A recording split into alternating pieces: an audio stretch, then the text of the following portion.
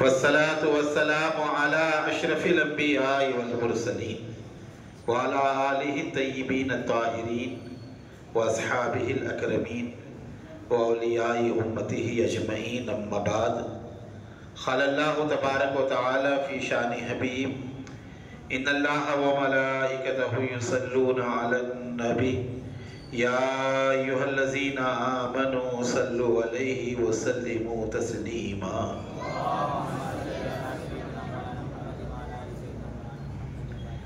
اللهم صل وسلم على النبي الأمي وعلى آله وأصحابه وبارك وسلم صلاة وسلام عليك يا رسول الله صلاة وسلام عليك يا حبيب الله صلاة وسلام عليك يا نبي الله وعلى آلك وصحابك يا خير خلق الله صلی اللہ تعالی علیہ وسلم. اما بعد، ہر تعریف، عظمت و بڑائی اللہ رب العزت کے لیے ہے جو تمام جہانوں کی پرورش کرنے والا ہے. لاکھوں درود و لاکھوں سلام ہوں سرکار ختم المرتبت سرور عالم نور مجسم صلی اللہ علیہ وآلہ وسلم پر، آپ کی آل اولاد، صحابہ اکرام، اہل بیت اور اولیاء امت پر اللہ تعالیٰ صبح قیامت تک بکثرت درود و سلام بھیجتا رہے، رحمتیں برکتیں نازل فرماتا رہے. عقیدت و محبت کے ساتھ نبی والے نبی کی بارگاہ میں ایک دفعہ نذرانہ درود پاک پیش کریں. اللہم صلی علی سیدنا جد الحسن والحسین وعلی آل سیدنا جد الحسن والحسین وبارک وسلم. صلاۃ و سلام علیک یا رسول اللہ، صلاۃ و سلام علیک یا حبیب اللہ، صلاۃ و سلام علیک یا نبی اللہ وعلی آلک و اصحابک یا خیر خلق اللہ صلی اللہ تعالی علیہ وسلم. بسم اللہ الرحمن الرحیم. لیلۃ القدر خیر من الف شہر. صدق اللہ العلی العظیم وصدق رسولہ النبی الکریم. برادران اسلام، محبان اہل بیت، فدایان امام علی مقام،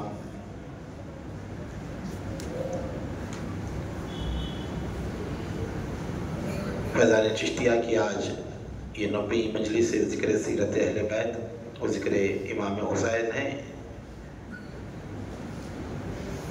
انشاءاللہ تعالی چند باتیں شب عاشور کے متعلق آپ کے سامنے بیان کی جائیں گی. کل یوم عاشورہ ہے.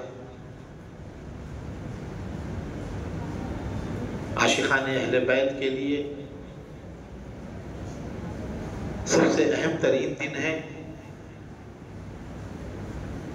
نواسۂ رسول، جگر گوشہ علی و بطول، سید الشہداء امام حمام سید علی مقام حسین علی جدہ و علیہ الصلوۃ والسلام کی شہادت عظمیٰ کا دن.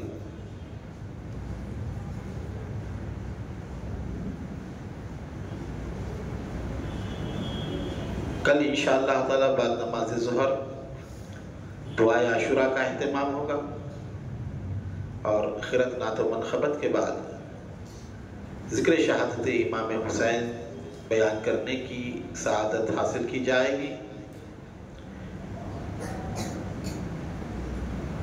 بیانات کافی طویل ہیں. ایک ایک شہادت ایک ایک مجلس کا تقاضا کرتی ہے، جو ہمارے 10 روزہ مجالس میں ناممکن چیز ہے. تو تمام تفصیلی شہادتوں اور واقعات کو محفوظ رکھتے ہوئے چند ایک باتیں آپ حضرات کے سامنے پیش کروں. واقعہ کربلا کو سمجھنے کے لیے اور اس کی حقیقت کو جاننے کے لیے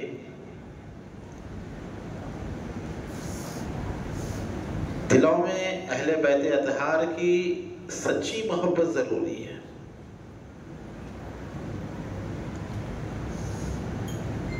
لگاؤ ہو، انس ہو، محبت ہو. ایمان اور اسلام کا تقاضا یہی ہے کہ جس نبی کا آپ کلمہ پڑھتے ہیں، جس نبی کا آپ نام لیتے ہیں، ان کی نسبت کی بنا پر ان کی اہل بیت سے نسبت اور تعلق ضروری ہے.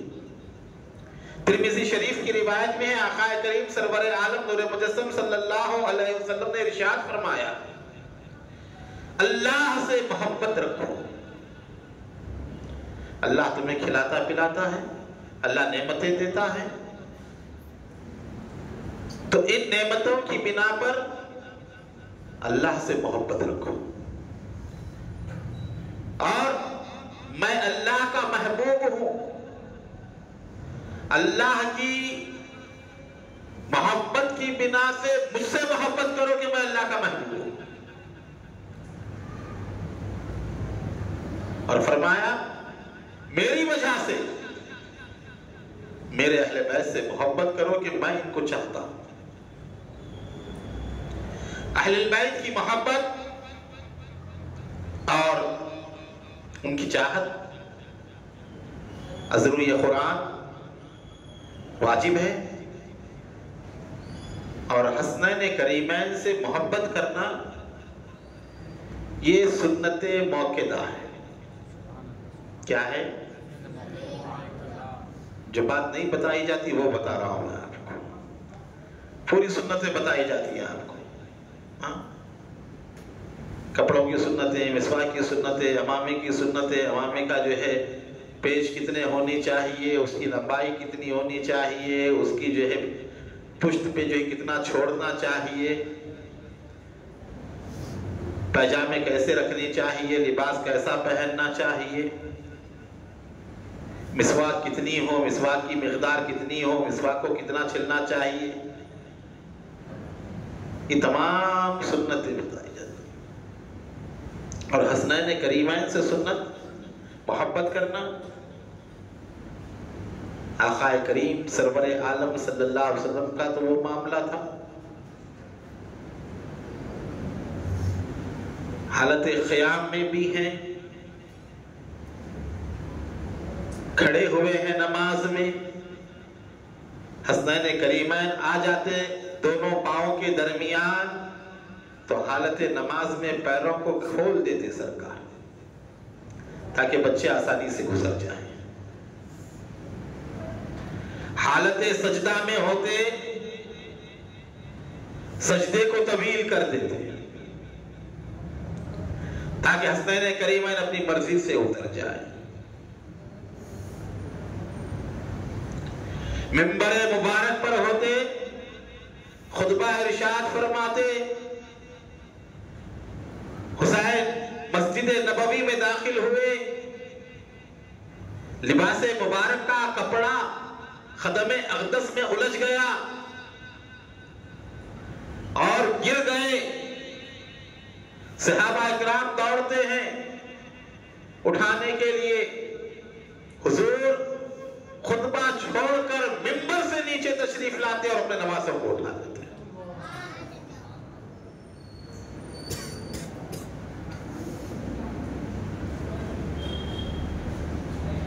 حالت نماز میں، حالت سجدہ میں، حالت خطبہ میں،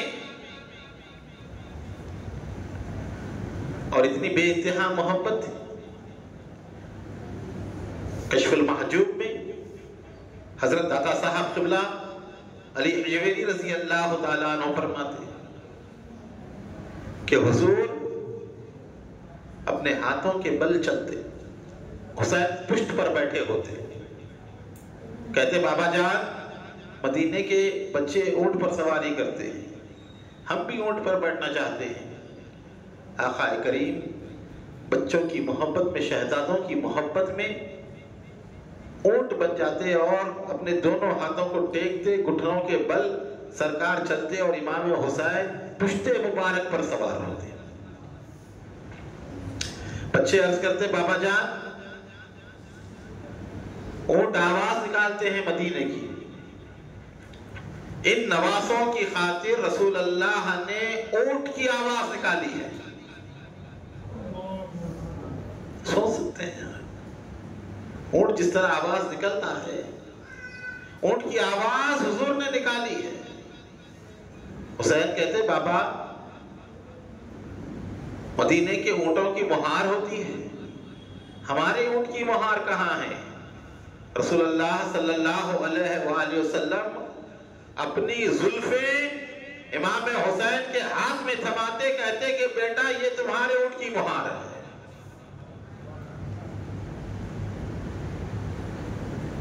اور لے کر چلا کرتے. جب یہ منظر فاروق اعظم نے دیکھا تو کہا شہزادے کتنی بہترین سواری ہے. حضور مخاطب ہوئے کہا فاروق عمر سوار بھی بہتر ہے، سوار بھی سب سے بہتر ذات جس کو بہتر کہے اس کے مقام کا عالم کیا ہوگا.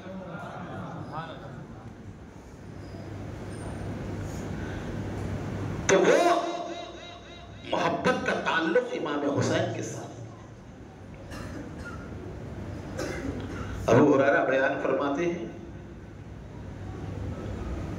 میں نے بارہا دیکھا حضور حسین کے لعاب دہن کو، منہ کے پانی کو اس طرح چوستے جیسے آدمی پکی ہوئی کھجوروں کو چوستا ہے.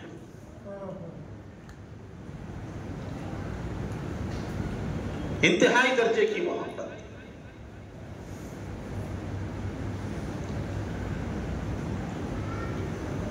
حضور فرماتے ہیں کہ میرا حسین آسمانوں کی زینت ہے.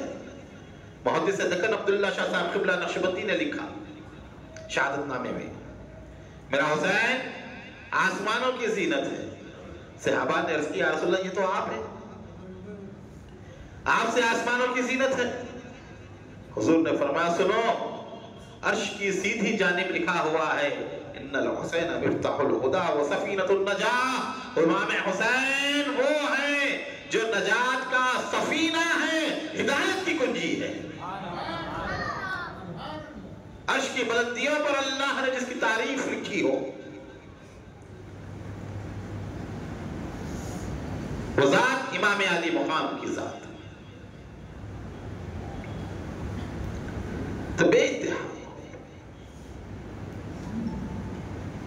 اب اندازہ لگائیں حضور پاک صلی اللہ علیہ وسلم جس راستے سے گزرتے وہ راستہ خوشبو سے معطر ہوتا. سرکار کے جسم مبارک میں اللہ نے خوشبو رکھی تھی.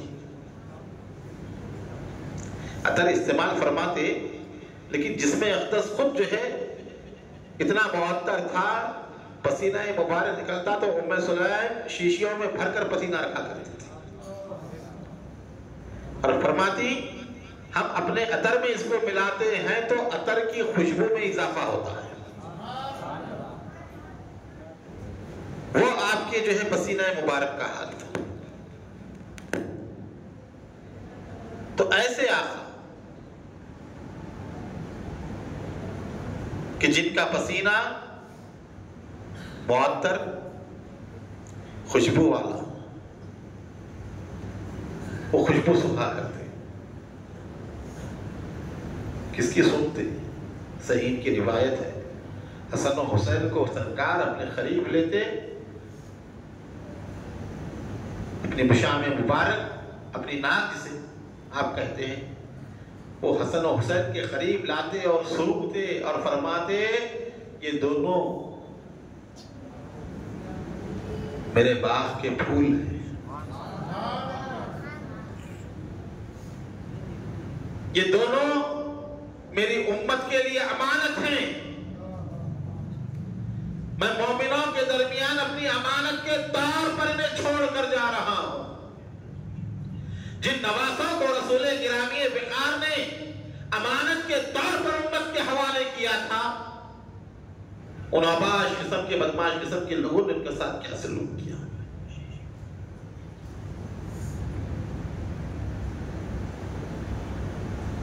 الغرض بے انتہا فضائل و کمالات حضور نے بیان فرمائے، ان کی محبت، ان کی تعظیم، ان کی عزت، ان سے وابستگی، یہ ایمان کے تحفظ کی بہت بڑی دلیل ہے، دنیا میں کامیابی اور آخرت میں نجات کا ذریعہ ہے۔ کئی احادیث، 300 سے زیادہ احادیث تقریباً جو ہے اس کتاب کے اندر ہے۔ صرف احادیث کی بات کر رہا ہوں میں، واقعات روایت نہیں، احادیث جو ہے امام حسن و امام حسین کے متعلق بے شمار احادیث۔ یہ تو چند احادیث ہیں جو ہم نے جمع کی ہیں، ضرور لے پڑھیں کتاب۔ آج علمی ذوق نہیں ہے ہماری قوم کو، صرف آج سوشل میڈیا کے اسکرین شاٹ دیکھ کر یہ سمجھ رہے ہیں کہ ہمارا ایمان یہی ہے، ہمارا عقیدہ یہی رہنا چاہیے۔ مطالعہ کریں، اردو کا بھی تحفظ ہوگا اور عقیدے کا بھی تحفظ ہوگا۔ اردو کو بچائیں، مدارس میں داخلہ دلوائیں، نہیں دلواتے کم سے کم اردو پڑھنا سکھائیں اپنی اولاد کو، کیونکہ اس وقت اسلامی لٹریچر اردو کی شکل میں زیادہ ہے۔ اردو کو زندہ رکھیں۔ کیا ذوق ہے بولے آپ؟ 400 500 کا مجموعہ رہتا ہے، 10 کتابیں لے لیتے لوگ۔ کیا 590 لوگ اردو سے واقف نہیں ہیں، پڑھیں؟ ذوق ہی نہیں۔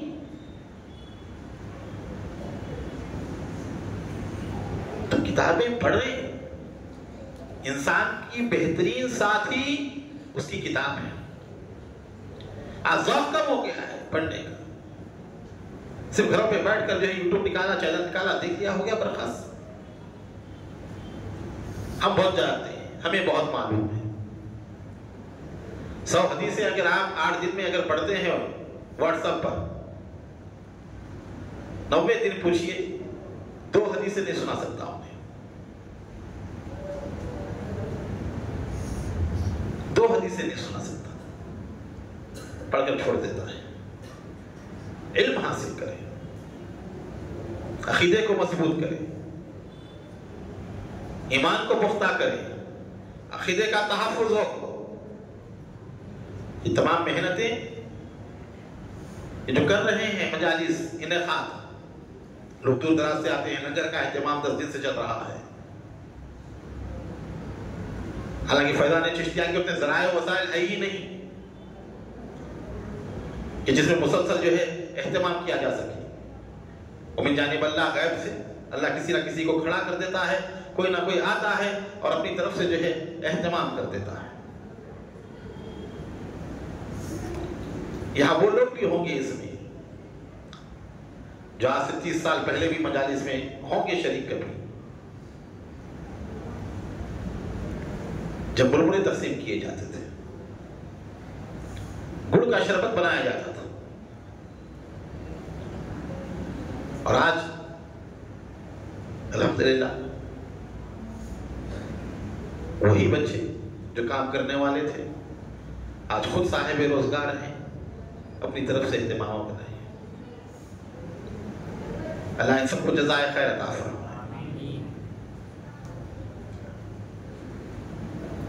یہ جتنے بھی کارکنان ہیں فیضان چشتیہ کے، آپ دعا کیجئے، اگر تھوڑا بھی احساس ہے آپ کو، ان کے حق میں دعا کیجئے، جو جس حیثیت سے مسجد کی جھاڑو مارنے سے لے کر لنگر کے بنانے تک، تقسیم کرنے تک، صاف صفائی کرنے تک، بڑے حضرات بھی ہیں، نوجوان بچے بھی ہیں، کم سن بچے بھی ہیں، ہر ایک کی خدمات ہیں۔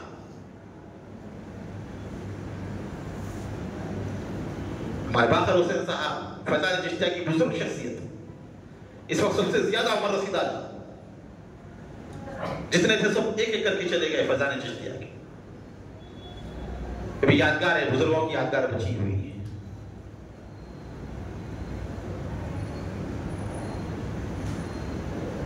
کے لیے دعا کریں۔ ابھی بھی طبیعت خراب بھی ہوتی ہے. اہل بیت سے محبت کا معاملہ یہ ہے، حالانکہ خود سادات ہیں، اس کے باوجود بھی اہل بیت سے محبت ہے. روزانہ آ کر منقبت سناتے ہیں، سلام پڑھتے ہیں، جستجو میں لگے رہتے ہیں اور آ کر بیٹھے رہتے ہیں. وادی چشتی ہے، حامد چشتی ہے. ان حضرات کی وجہ سے مجھے کوئی یہاں کی فکر نہیں رہتی. لگانا ہے، کرنا ہے، تمام لوگ یہ اپنے تمام دوست احباب کو لے کر جو ہے اس کا انتظام کیا کرتے ہیں. اور 33 سال سے منعقد ہونا، تسبیح فاطمہ کا ایک حصہ مکمل ہے ہمارے پاس. تسبیح زہرا کی کڑائی مکمل ہو گئی ہماری. 33ویں مجلس سے ذکر شہادت امام حسین. یہ خود ان مجالس کی اللہ کی بارگاہ میں مقبولیت کی علامت ہے، جو استقامت سے چل رہے ہیں. لاک ڈاؤن بھی ہوا پھر بھی یہ مجالس چلتی رہی، جاری رہی، کبھی کم نہیں ہوئی، بند نہیں ہوئی. ان حالات میں بھی یہ اللہ تعالیٰ نے مقبولیت دی.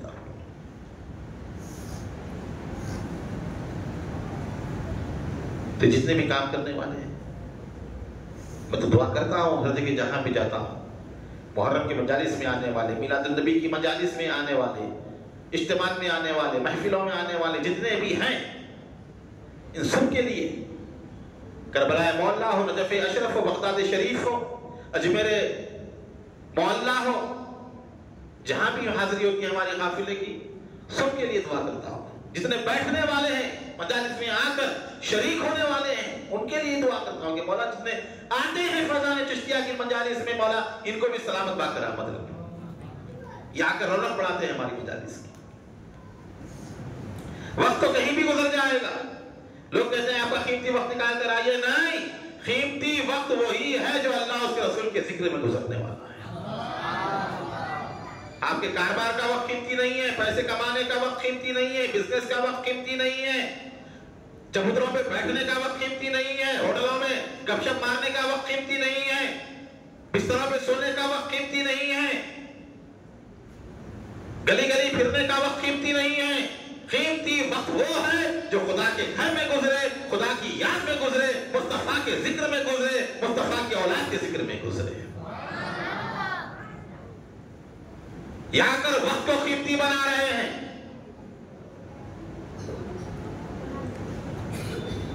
اور یہی وقت کام آنے والا ہے.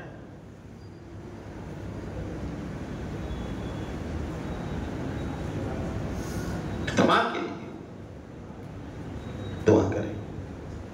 کتابیں شائع ہوتی ہیں، آپ لیں، پڑھیں، پھیلائیں. اس شاعر نے کیا خوب کہا، ختم ہے آنسو کے بہانے پر تیری جستجو، حسین ابن علی نے تو بہایا ہے لہو. پیغام کو عام کریں اور جہاں تک ہو سکے مطالعہ کریں. آچار پاشا جو ہے ہر سال لے کر بیٹھتے ہیں کتابیں، لے آ ہے بھی گھر میں، لے دوسروں کو دے تحفے کے طور پر. کل اعلان کیا گیا مدرسہ باب الحسین اہل بیت کے نام پر مدرسہ چل رہا ہے فیضان چشتیہ کے زیر اہتمام. اس کے صدر مدرس عبد الکریم صاحب بھی یہاں پر موجود ہیں، جو بے انتہا محنت کر رہے ہیں بچوں کے اوپر. کاشف مول صاحب جو ہے پیچھے بیٹھے ہوئے ہیں، حلق سوکھنے تک جو ہے بچوں کو چیخ چیخ کر پڑھاتے ہیں. موجود مدرسے کی آپ امداد کریں. ہم زکوٰۃ نہیں لیتے، صدقات نہیں لیتے. ہم نے کھلے طور پر اعلان کیا زکوٰۃ، صدقہ، فطرہ یہ نہیں، صاف مال میں سے دیجیے. کیوں؟ ہمارا مدرسہ اہل بیت کے نام پر قائم ہے. باب العلم حسینیہ، مولا علی کا نام ہے، امام حسین کا نام ہے. بچے تو بچے ہیں، مدرسہ جس نام پر قائم ہے وہ آیت تطہیر کی مصداق ذاتیں ہیں جن کے اوپر اللہ نے صدقے کو اور زکوٰۃ کو حرام کیا ہے. تو ہم اس مدرسے کے نام کی نسبت سے صدقہ اور زکوٰۃ بھی نہیں دیتے. کتنا بڑا نام ہے. کل اعلان کیا گیا ایک صاحب 50 روپے جو ہے نذرانہ پیش کیا مدرسے کے لیے. آپ تمام ہی حضرات عزم ہے بے حیثیت ضرور اس کی جو ہے امداد کریں. بچوں کو صوفیزم کے حوالے کے تعلیم و تربیت کا جو ہے انتظام کیا جاتا ہے. بزرگوں کا جو منہاج ہے، بزرگوں کا جو طریقہ ہے، اس طریقے کے مطابق ہم بچوں کو تیار کرنے کی کوشش کر رہے ہیں.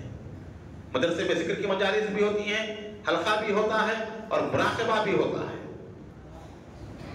یہ اللہ کا شکر ہے.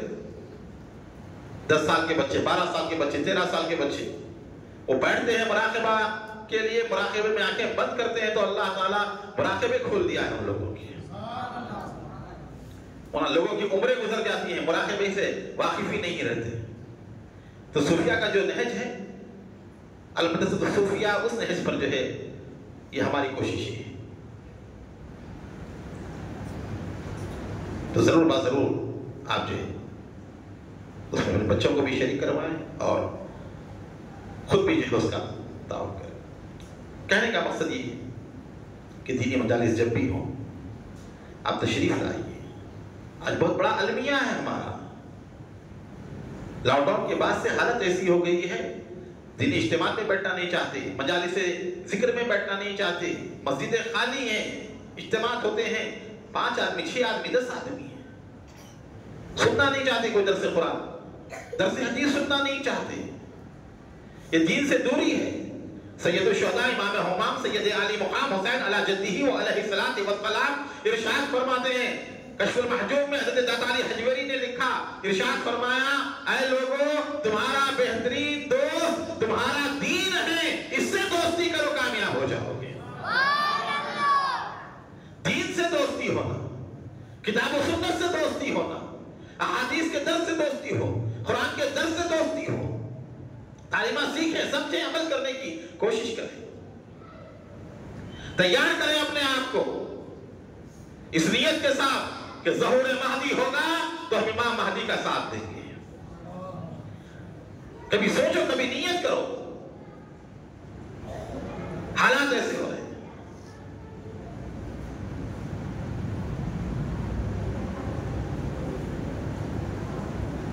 تو یہ اصل حاضر کی ضرورت ہے.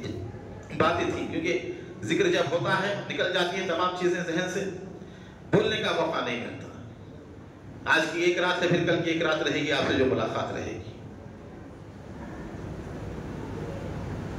پھر 11 تاریخ سے جو ہے آپ سے ملاقات تو ناممکن ہے ہمارے لیے. تو جہاں تک ہو سکے آپ فیضان چشتیہ اس کام سے جڑے رہے. ہر مہینہ مجاہدہ ہو رہا ہے. اولیاء اللہ کی بارگاہوں میں ذکر و اذکار کی محفلیں، قیام اللیل جو اولیاء کا طریقہ ہے اس کی مجالس ہو رہی ہیں. قیام اللیل میں شریک ہو نوجوان. رات کو جاگے شب بیداری کریں، توبہ و استغفار کو اپنا وتیرہ بنا لیں. توبہ و استغفار یہ اولیاء اللہ کی وراثت ہے، انہوں نے تلقین کی ہے. شب بیداری یہ اولیاء اللہ کے معمولات میں سے ہے. آج ہماری راتیں شب بربادی میں گزر رہی ہیں. گھنٹوں بیٹھے رہتے ہیں روڈوں کے اوپر، ادھر ادھر فونوں میں لگے ہوئے رہتے ہیں. 3 بجے دیکھیں آن لائن ہے، 4 بجے دیکھیں آن لائن ہے. آج ہماری راتیں ایسی گزر رہی ہیں. جاگ تو وہ لوگ بھی تھے، جاگ تو ہم بھی رہے ہیں. فرق کیا ہے؟ وہ اللہ کے خوف میں، اللہ کی یاد میں جاگتے تھے اور ہم دنیا کی محبت میں جاگ رہے ہیں. اگر یہی مثال بدل جائے، پلٹ جائے یہ مثال، جو دنیا کی محبت میں جاگ رہے ہیں اللہ کی محبت میں جاگنے کا مثال بن جائے تو یقیناً مقام ولایت کے اوپر پہنچ جائیں گے. یہی کرتے تھے اولیاء اللہ. رات میں جاگتے تھے، ذکر کرتے تھے، دعا کرتے تھے، نمازیں پڑھتے تھے. آج ہم جاگتے ہیں، کھانے پینے کے لیے جاگتے ہیں، پھرنے کے لیے جاگتے ہیں. کون سی ہوٹل میں کون سی اچھی غذا مل رہی ہے وہاں پر جاؤ، کہاں پر کیا بن رہا ہے وہاں پر جاؤ. ہماری شب بیداریاں شب بربادیوں میں منتقل ہو چکی ہیں. اگر یہ جاگنے کا جذبہ حسین ابن علی کی طرح ہو جائے، حسن ابن علی کی طرح ہو جائے، زین العابدین کی طرح ہو جائے تو یقین مانیے اللہ کی رحمتیں اور برکتیں ہمارے گھروں پر ایسی برسے گی جو آنے والا ہوگا بن مانگے اس کی مرادیں پوری ہو جائیں گی.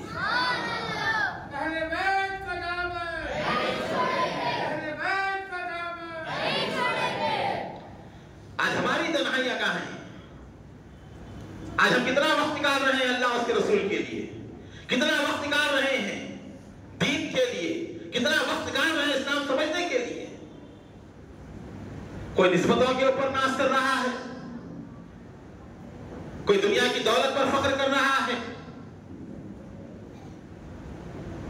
کوئی صندل مالی کر کے چادریں چڑھا کر فخر کر رہا ہے، کوئی قوالی سن کے فخر کر رہا ہے. سمجھ رہے کہ ہم نے بہت بڑا کام کر دیا.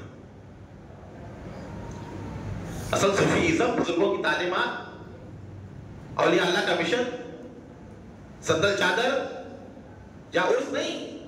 اصل ان کی تعلیمات تعلق باللہ کو مضبوط کرنا، توبہ و استغفار کرنا، اللہ کی بارگاہ میں رونا، رب کو منانا، نمازوں کی پابندی کرنا، ذکر کی پابندی کرنا، خوف خدا اور عشق نبی پیدا کرنا. یہ اولیاء اللہ کا مقصد ہے، یہ اولیاء اللہ کا مشن ہے. حسین ابن علی نے جس دین کی خاطر جان دے دی، گیا کٹا دیا، گھر کا گھر تباہ دیا، اپنے بچوں کو لٹا دیا، ہر ایک چیز کی قربانی دی اس حسین ابن علی نے محض دین کی بقا کے لیے. ہم کتنا وقت دے رہے ہیں اس دین کے لیے، کتنا وقت نکال رہے ہیں دین سیکھنے کے لیے. بڑے ہو جاتے ہیں، غسل کے فرائض نہیں معلوم، وضو کا طریقہ نہیں معلوم، استنجا کیسا کرنا نہیں معلوم. اسلام کے بارے میں آج نو مسلم مسلمانوں کو جو قبول اسلام کرتے ہیں ان کو جتنی نالج ہے خاندانی مسلمانوں کو اتنا نہیں معلوم. احکام اسلام کیا ہے، ارکان اسلام کیا ہے، ضروریات دین کیا ہے.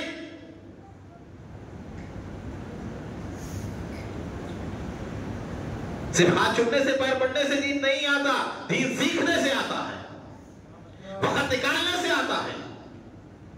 وقت دیں، سیکھیں، علماء کی قدر کریں، بزرگوں کی قدر کریں، اپنے مسجدوں کے اماموں کی قدر کریں، مؤذنوں کی قدر کریں جو دین کی خدمت میں لگے ہوئے ہیں، اساتذہ کی قدر کریں. امام حسین ابن علی دین کی خاطر گئے. آج ہم بولنے میں کہتے ہیں حسینی ہے، کردار ہمارے یزیدی ہیں، کردار یزیدی ہیں. بولنے میں ہم بول دیتے ہیں. یزیدی کردار کیا ہے؟ نمازیں چھوڑنا یہ یزیدی کردار ہے، حسینی کردار نہیں. حسین تو میدان کربلا میں ظہر کی نماز حالت خوف میں فوج کھڑی ہوئی ہے 22,000 کا لشکر، اس کے باوجود بھی آپ نے نماز ظہر ادا فرمائی.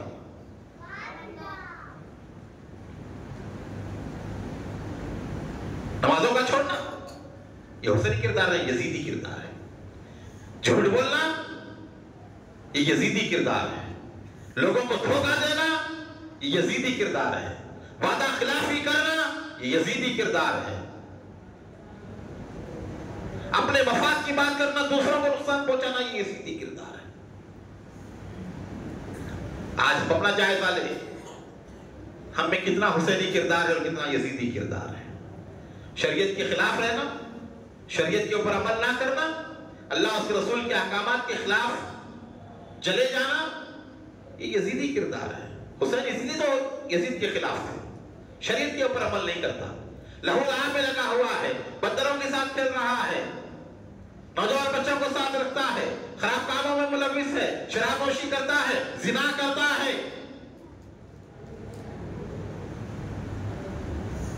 یہ کردار یزید کا تھا، اسی لیے تو حسین ابن علی میدان کربلا میں آئے یزید کے خلاف. آج ہم خود اس کردار کی طرف چلے جا رہے ہیں. ہمیں سوچنا ہے اہل بیت کی تعلیمات کیا ہیں، اس کے اوپر عمل کرنے کی کوشش کرنی ہے، تبھی ہماری مجلسیں کامیاب ہیں. ان کا ذکر تو عرفہ والا ہے،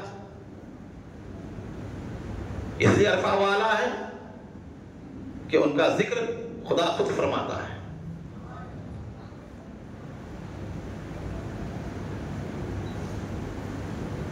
وہ تو بلند والا ہے. آج ہمیں اپنا جائزہ لینا چاہیے. الگ باتیں بہت ساری ہیں، وقت کافی ہو چکا ہے، چند باتیں بیان کر دوں گا.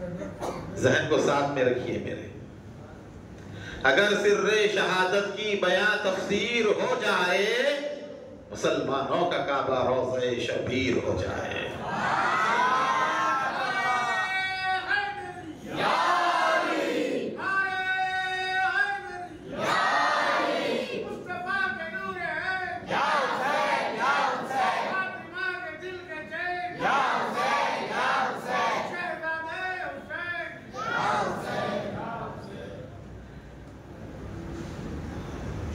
اور علامہ اقبال فرماتے ہیں، فارسی کے اشعار ہیں، تبرک کے طور پہ پڑھنا ہو، سن لیجیے۔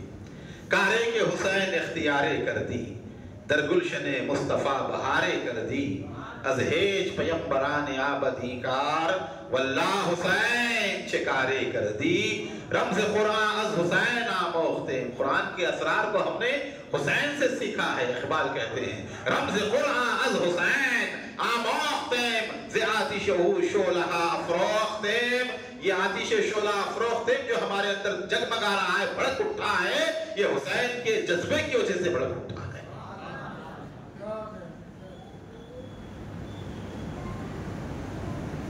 شاہ مظلوم تیرا نام رہے گا باقی، ساتھ اس نام کے اسلام رہے گا باقی۔ کل کی مجلس میں آپ نے سماعت فرمایا کہ حضرت سیدنا امام مسلم بن عقیل گرفتار ہوئے، دربار میں پہنچائے گئے، عبید اللہ ابن زیاد کے سوال جواب ہوا۔ عبید اللہ ابن زیاد نے کہا کہ کیوں آئے ہو یہاں، تمہارے آنے سے پھوٹ پڑی ہے۔ آپ نے فرمایا کہ ہم کتاب اللہ اور سنت رسول اللہ کو قائم کرنے کے لیے آئے ہیں۔ شہادت مسلم کا ذکر کر کے ہم گفتگو کو تھوڑا آگے بڑھائیں گے، بیٹھے رہیں۔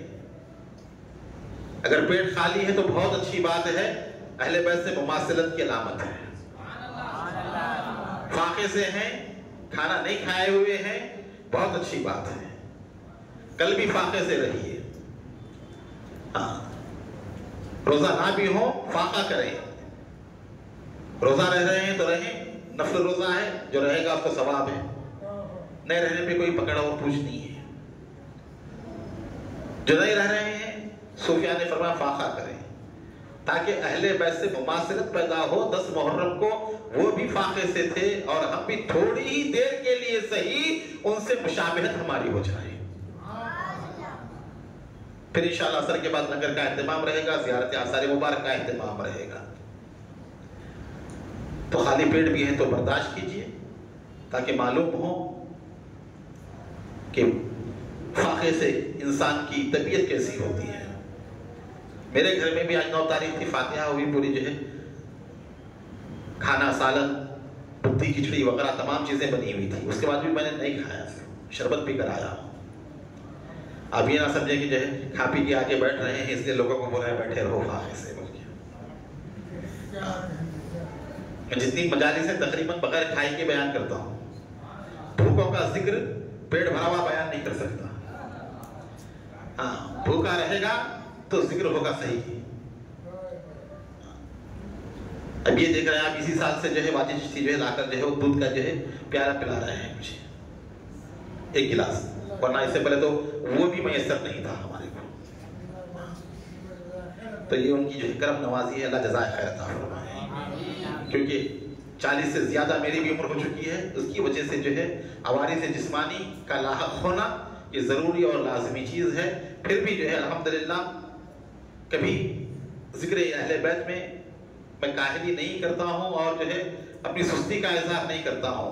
لاکھ تکالیف و درد بھی ہوں تو الحمدللہ یہاں بیٹھتا ہوں تو جو ہے ایسے معلوم پڑتا ہے کہ تمام چیزیں جو ہے مسجد کے گیٹ کے باہر ہی رہ گئی ہیں، تمام چیزیں۔ آپ بھی یہ خیال سے بیٹھیے، تمام ذہن و فکر کو نکال کر بیٹھیے، حسین کی مجلس میں بیٹھے ہوئے ہیں۔ آپ یہ مت سمجھیے کہ مسجد اقصی میں ہے، آپ یہ سمجھے کربلا معلیٰ میں ہے۔ جن کی اندر کیا کھلی ہوئی ہے وہ محسوس کر سکتے ہیں، میں صرف مبالغہ نہیں کہہ رہا ہوں، صرف آپ کو جو خوش کرنے کے لیے بات نہیں کہہ رہا ہوں۔ ہاں، تو یہ فیضیابی ہے، کرم نوازی ہے۔ ان مجالس کی برکت سے الحمدللہ کئی محبان اہل بیت کو اہل بیت کی مقدس ہستیوں کے دیدار نصیب ہوئے ہیں، تو یہ برکتیں ہیں یہاں کی۔ حضرت سیدنا امام مسلم بن عقیل رضی اللہ تعالیٰ عنہ آئے، بات چیت ہوئی، آخر میں بکر بن سعید کے ذریعے آپ کو لے جایا گیا گورنر ہاؤس کی تیسری منزل پر، اور وہاں سے ایک روایت میں آتا ہے پے در پہ جو ہے آپ کے اوپر وار کیے گئے تلوار سے. آپ اپنا چہرہ مکہ مکرمہ کی طرف کی، پکارتے ہیں اے میرے آقا حسین، مسلم تھوڑی دیر کا مہمان رہ گیا ہے، میرے آقا تجھ پر سلام ہو، اللہ تجھے سلامت رکھے میرے آقا. ان لوگوں نے غداری کی، ان لوگوں نے بے وفائی کی ہمارے ساتھ، اور یہ مسلم آپ کے نام کی دہائی دیتا ہوا اس دنیا سے جا رہا ہے. پوری کوفے کی آبادی گورنر ہاؤس کے باہر کھڑی منظر دیکھ رہی ہے. اوپر سے پھینکا گیا امام مسلم کو تیسری منزل سے. جب گرے زمین پر خون جاری ہوا آپ کے جسم اقدس سے سر پھٹنے کی وجہ سے. عبید اللہ نے کہا بکیر بن اسد کو جا اس کا سر کاٹ دے. وہ گیا سر کاٹنے کے لیے، تو روایت میں آتا ہے کہ وہ کانپتا ہوا واپس آیا. کہا کیوں کانپ رہا ہے، کیوں ڈر گیا؟ کہا کہ میں نے دیکھا جب کاٹنے کے لیے آگے بڑھا تو مجھے ایسا محسوس ہوا کوئی خطرناک شخص شکل کا بیٹھا ہوا ہے جو اپنے انگلیوں کو اپنے منہ میں چاپ رہا ہے، جس کی وجہ سے میں پلٹ کر آیا. دوسرے کو بھجایا گیا، دوسرا شخص جاتا ہے، وہ بھی ہمت نہیں کرتا سر انور کو کاٹنے کی، وہ بھی واپس آتا ہے. عبید اللہ ابن زیاد کہتا ہے کہ تو یہ کس لیے آیا؟ تو کہتا ہے کہ کیا کہوں، جب میں مسلم بن عقیل کے سر کو کاٹنے کے لیے گیا تو میں نے یہ منظر اپنی آنکھوں سے دیکھا کہ آقا و مولا رسول اللہ صلی اللہ علیہ وسلم مسلم کے کنارے پر کھڑے ہوئے ہیں، امام مسلم کے سر کو حضور اپنی گود میں رکھے ہوئے ہیں. مجھے شرم آئی کہ حضور کے سامنے میں کس طرح مسلم کے سر کو جدا کروں. وہ واپس آیا، ایک دوسرے بدبخت کو بھجایا گیا، وہ آپ کا سر مبارک تن سے جدا کرتا ہے اور لے جا کر جو ہے بازار خصابہ میں دروازے کے اوپر آپ کے سر مبارک کو لٹکایا گیا، آپ کے جسم مبارک کو ٹنگایا گیا، اور اس کے بعد 3 دن تک اسی طرح آپ کی لاش لٹکتی رہی. دردناک شہادت حضرت سیدنا مسلم بن عقیل غریب کوفہ سفیر حسین کی. ساتھ میں 2 بچے تھے، ایک محمد 8 سال عمر تھی، ابراہیم 7 سال عمر تھی. باپ کے بڑے چہیتے تھے. امام مسلم جب آئے تو ان بچوں کو بھی اپنے ساتھ لے آئے.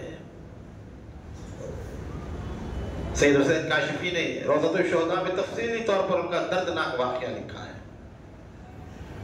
دیگر کتابوں میں مختصر کہ ان کی شہادت ہو گئی امام مسلم کے 3 دن کے بعد. روضۃ الشہداء میں روایت نقل کی کہ چھوٹے چھوٹے بچے تھے. اعلان ہوا مسلم بن عقیل کے بچے کہاں ہیں، جو ڈھونڈ کر لائے گا اسے انعام دیا جائے گا. حکومت کے جاسوس، دنیا کے لالچی انسان چمن زہرا کی کلیوں کو ڈھونڈنے کے لیے نکل گئے.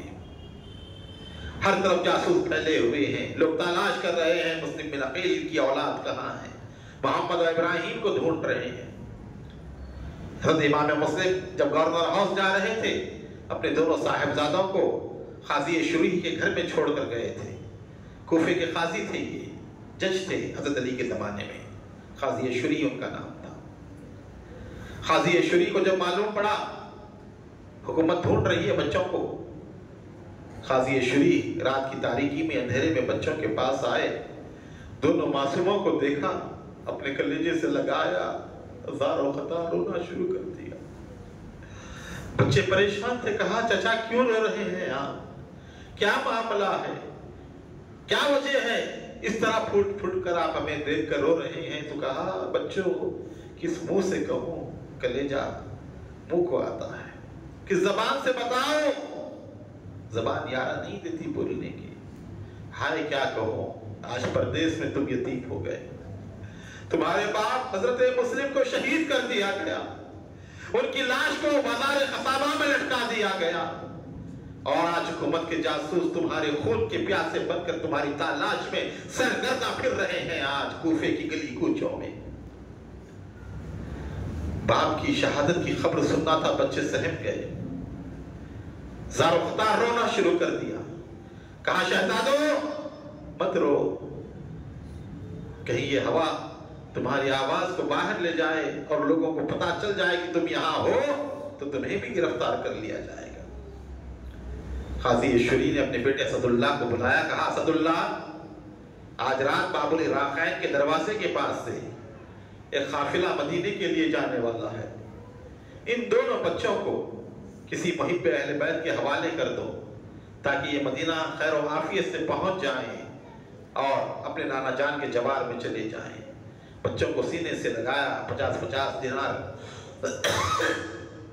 بچوں کے کرتوں میں رکھے اور اپنے بیٹے کے ہاتھوں بچوں کو روانہ فرمایا۔ اسد اللہ رات کی تاریکی میں احتیاط کے ساتھ ادھر ادھر دیکھتا ہوا بچوں کو لے چلا۔ جب باب العراقین پہنچا، دروازے کے پاس پہنچا، قافلہ چلا گیا تھا، دیر ہو گئی اس کو، گرد اڑ رہی تھی قافلے کی، غبار اڑ رہا تھا، دکھ رہا تھا۔ اسد اللہ نے کہا شہزادو یہ جو گرد دیکھ رہے ہو اسی قافلے کی ہے جو مدینہ جا رہا ہے، یہ دور نہیں ہے، نزدیک ہی ہے قافلہ، ابھی گرد راہ اڑ رہی ہے اس کی، قریب میں ہوگا، سیدھے چلے جاؤ، یہی ایک راستہ ہے، تم چلے جاؤ گے دوڑتے ہوئے تو قافلے تک پہنچ جاؤ گے اور کوئی بھی تمہیں بٹھا لے گا اور مدینہ پاک کی سرزمین پر چھوڑ کر آ جائے گا۔ ننھے بچے، رات کی تاریکی، ذی الحج کی ابتدائی راتیں، 4-5 تاریخ کی رات، اندھیری رات جس میں روشنی نہیں ہوتی، اس تاریکی میں چل پڑے، چلتے چلتے گئے، رات بھر اس راستے پر چلتے رہے، ہر طرف سناٹے کا عالم، بیاباں کا عالم، نہ کوئی انسان نہ کوئی چیز جو نظر آتی۔ رات کی تاریکی کی سفر چلتا رہا دونوں شہزادوں کا، خاندان نبوت کے دونوں صاحبزادے پوری رات چل چل کر تھک گئے۔ جب تھک گئے تو ایک مقام پر بیٹھ گئے، اذان فجر کی شروع ہو گئی۔ جب دیکھتے ہیں اجالا ہوتا ہے فجر کا، جہاں سے نکلے تھے وہیں پر موجود ہے۔ پورا سفر رائے گا چلا گیا شہزادوں کا، پورا سفر برباد ہو گیا۔ جہاں سے سفر شروع ہوا تھا وہیں پر موجود تھے، ایک دوسرے کو لپٹے بیٹھے، اپنے پیروں کو صاف کرتے، گرد و غبار کو صاف کرتے۔ اجالا ہوا، چند لوگ آئے، کہا کہ تم کون ہو؟ انہوں نے سمجھا یتیموں کے ساتھ ہر کوئی بھلائی سے پیش آتا ہے، کہا کہ ہم مسلم بن عقیل کے یتیم ہیں۔ سننا تھا، ان ظالموں نے تھپڑے مارنا شروع کر دی چہروں پر، کہا ہم 2 روز سے تمہیں ڈھونڈ رہے ہیں اور تم یہاں بیٹھے ہو، اور ان کے بالوں کو کس کر گھوڑے کے اوپر ڈالا گیا اور لے کر چل پڑے عبید اللہ ابن زیاد بدنہاد کے پاس۔ جب پہنچے دربار کوفہ، عبید اللہ نے کہا ان کو جیل میں رکھو، یزید کو خط لکھوں گا، جو یزید کا حکم ہوگا ان کے بارے میں وہی عمل کریں گے۔ جیل میں ڈالا گیا بچوں کو، ان کے ذہنوں میں بھی نہیں تھا کہ جیل کہتے کسے ہیں، وہ جانتے بھی نہیں تھے کہ جیل ہوتی کیا ہے۔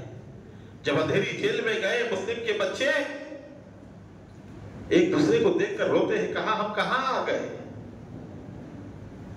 ابراہیم محمد سے کہتا ہے کہ بھیا ہم نے مدینے میں تو ایسی کوئی کوٹری نہیں دیکھی، مدینے میں تو ایسا کوئی معاملہ گھر کا تھا نہیں ہمارے۔ وہ کہتا ہے کہ صبر کرو۔ آدھی رات گزری، داروغہ زندان، داروغہ جیل مشکور جیل کے اندر آیا، جیل کا دروازہ کھولا، شہزادوں کے سامنے آ کر بیٹھ گیا، گرد و غبار صاف کیا، کھانے کی 2 پلیٹ لا کر رکھا۔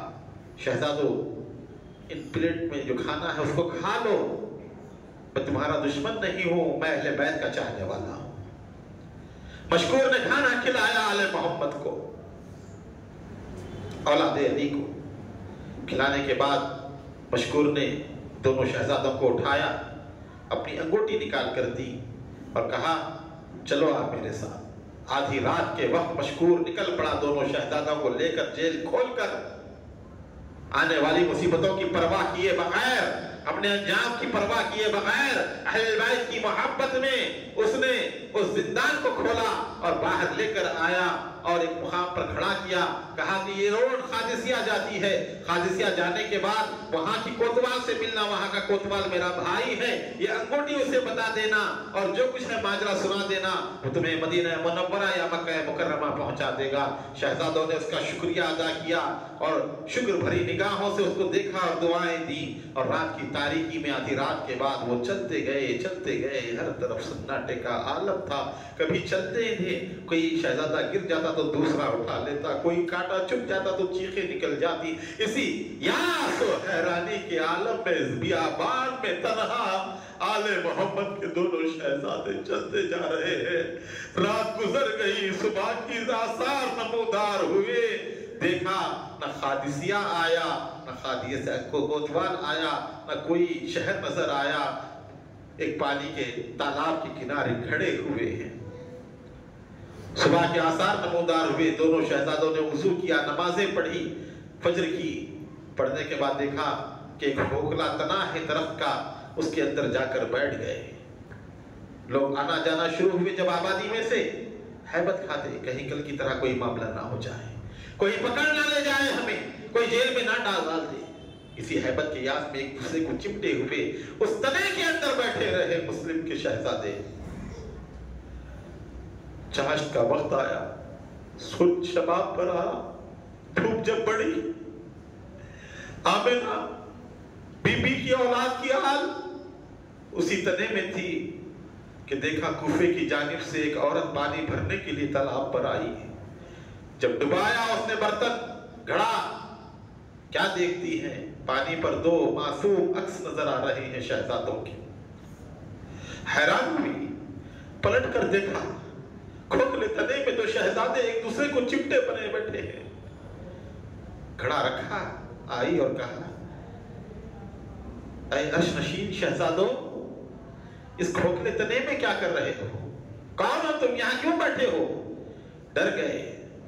गुजरा हुआ वाकया याद आया। नाम बताएंगे तो पकड़े जाएंगे, बोलेंगे कि मुस्लिम के बेटे हैं तो फिर गिरफ्तार कर लिए जाएंगे। ना नाम बताया, ना पता बताया, रोना शुरू कर दिया। वो बादी आगे बढ़ी, दोनों शहजादों को निकाला उसने, अपने सीने से लगाकर कहा, ऐ अशनशीन शहजादों, घबराओ नहीं। अरे तुम ना बयान करो तो कोई हर्ज नहीं है। तुम्हारी सूरतें देखकर तो ये मालूम पड़ता है कि तुम तो खानदान नबूवत की चश्मो चिराग हो, अहले रसूल हो। तुम्हारी सूरतें बताती हैं, ऐसी सूरतें किसी और की नहीं हो सकती, ये तो उसी की होती है जिसके बारे में कहा गया, तेरी नस्ल पाक में है बच्चा बच्चा नूर का। ये वो नस्ल मुबारक है। औलाद अली है। अली ये मुर्तजा का पोतरा है, नवासा है, अखिल का पोतरा है। निकाला और कहा, क्या तुम मुस्लिम बिन अखिल के बेटे हो? बाप का नाम सुनना था, आंखों से आंसू की लड़ी जारी हो गई। कहा, हमारे बाबा को शहीद कर दिया लोगों ने, बेयारो मददगार कूफे की गली कूचों में फिर रहे हैं। वो लोग जो आंखें बिछाते थे हमारे आने पर, आज उन लोगों ने दरवाजों को बंद कर दिया। आज हमारा कोई पुरसाने हाल नहीं, आज हमारा कोई रहम खाने वाला नहीं। वो बाती लेती है, कहा, शहजादों चलो, मेरी मालकनी वो अहले बैत की चाहने वाली है, वो बड़ी खुश होगी। वो कपड़ा उड़ाकर दोनों शहजादों को लेकर आई घर में और मालकनी से कहा, है मालकनी आज खुश हो जा, आज तो मैं कौनैन की दौलत तेरे पास लेकर आई। मालकनी का क्या लाई है? कहा, ये मजलूम मुस्लिम बिन अखील के बेटे हैं, मशकूर ने छोड़ दिया था रात में, आज ये मुझे झाड़ की कुख में मिले हैं। जैसे ही मालकनी ने देखा बड़ी खुश हुई, बच्चों को नहलाया धुलाया, नए कपड़े पहनाए, दस्तरखान बिछाया, मसनद लगाई और कहा, ऐ फलक नशीन शहजादों, यहाँ अपना घर ही समझो। मैं अहले बैत की चाहने वाली हूँ, मैं खादिमा हूँ अहले बैत की। जब तक जिंदा रहूंगी रहूंगी, तुम्हारी खिदमत करती रहूंगी। खिदमत करती रही। रात का वक्त हुआ, शहजादे गए, शहजादा को कमरे में सुला दिया, दरवाजा बंद किया और दरवाजे के पास बैठी। आधी रात गुजरी, उसका शौहर हारिस बिन असद घर को आया। सांस चढ़ी हुई थी, हाँप रहा था, कांप रहा था। हारिस, बीवी ने कहा क्या बात है हारिस, क्यों इतना परेशान है? कहा तुम्हें नहीं मालूम, रात में मशकूर ने मुस्लिम बिन अकील के 2 यतीमों को रिहा कर दिया जेल से। उबैदुल्लाह का हुक्म है, जो उन बेटों को, बच्चों को, शहजादों को लेकर आएगा वो मांगा इनाम दिया जाएगा। सुबह से फिर रहा हूं, इतना फिरा कि घोड़ा जो है मर गया मेरा फिर कर। फिर उसके बाद पैदल फिरता रहा। आधी रात हो गई, कहीं वो नहीं मिल रहे हैं। सुनना था, बेचैन हो गई। कहा ये क्या है? इस घर को बच्चे अपना घर बच समझे हुए आराम कर रहे हैं और ये यहाँ ढूंढते हुए यही फिर रहा है मेरा शौहर। कहा कि देखो उबैदुल्लाह इब्न ज़ियाद ने अपनी आखिरत खराब कर ली है, खानदान नबूवत से दुश्मनी मोल लिया है, तुम क्यों जा रहे हो? तुम्हें क्या करना है? छोड़ दो, उन मासूमों ने क्या बिगाड़ा है? कहा नहीं, मुझे वक्त का सबसे बड़ा इनाम चाहिए। वो खाना खिलाकर सुलाती है, पैर दबाते बैठती है ताकि सो जाए। थका मांदा था, सो गया। रात का एक हिस्सा गुजर गया। रोज़तुश शुहदा में लिखा है कि उस रात हज़रत मुस्लिम के बेटों ने ख्वाब देखा, नहरे कौसर की मौजें बह रही हैं, आक़ाए करीम रऊफ़ रहीम सल्लल्लाहु अलैहि वसल्लम नहरे कौसर के किनारे खड़े हैं। मुस्लिम बिन अकील गए, हुजूर की खिदमत में सलाम अर्ज़ किया। हुजूर ने फरमाया, मुस्लिम तुम तो चले आए, हमारे बेटों को किन जालिमों के हवाले छोड़ा है?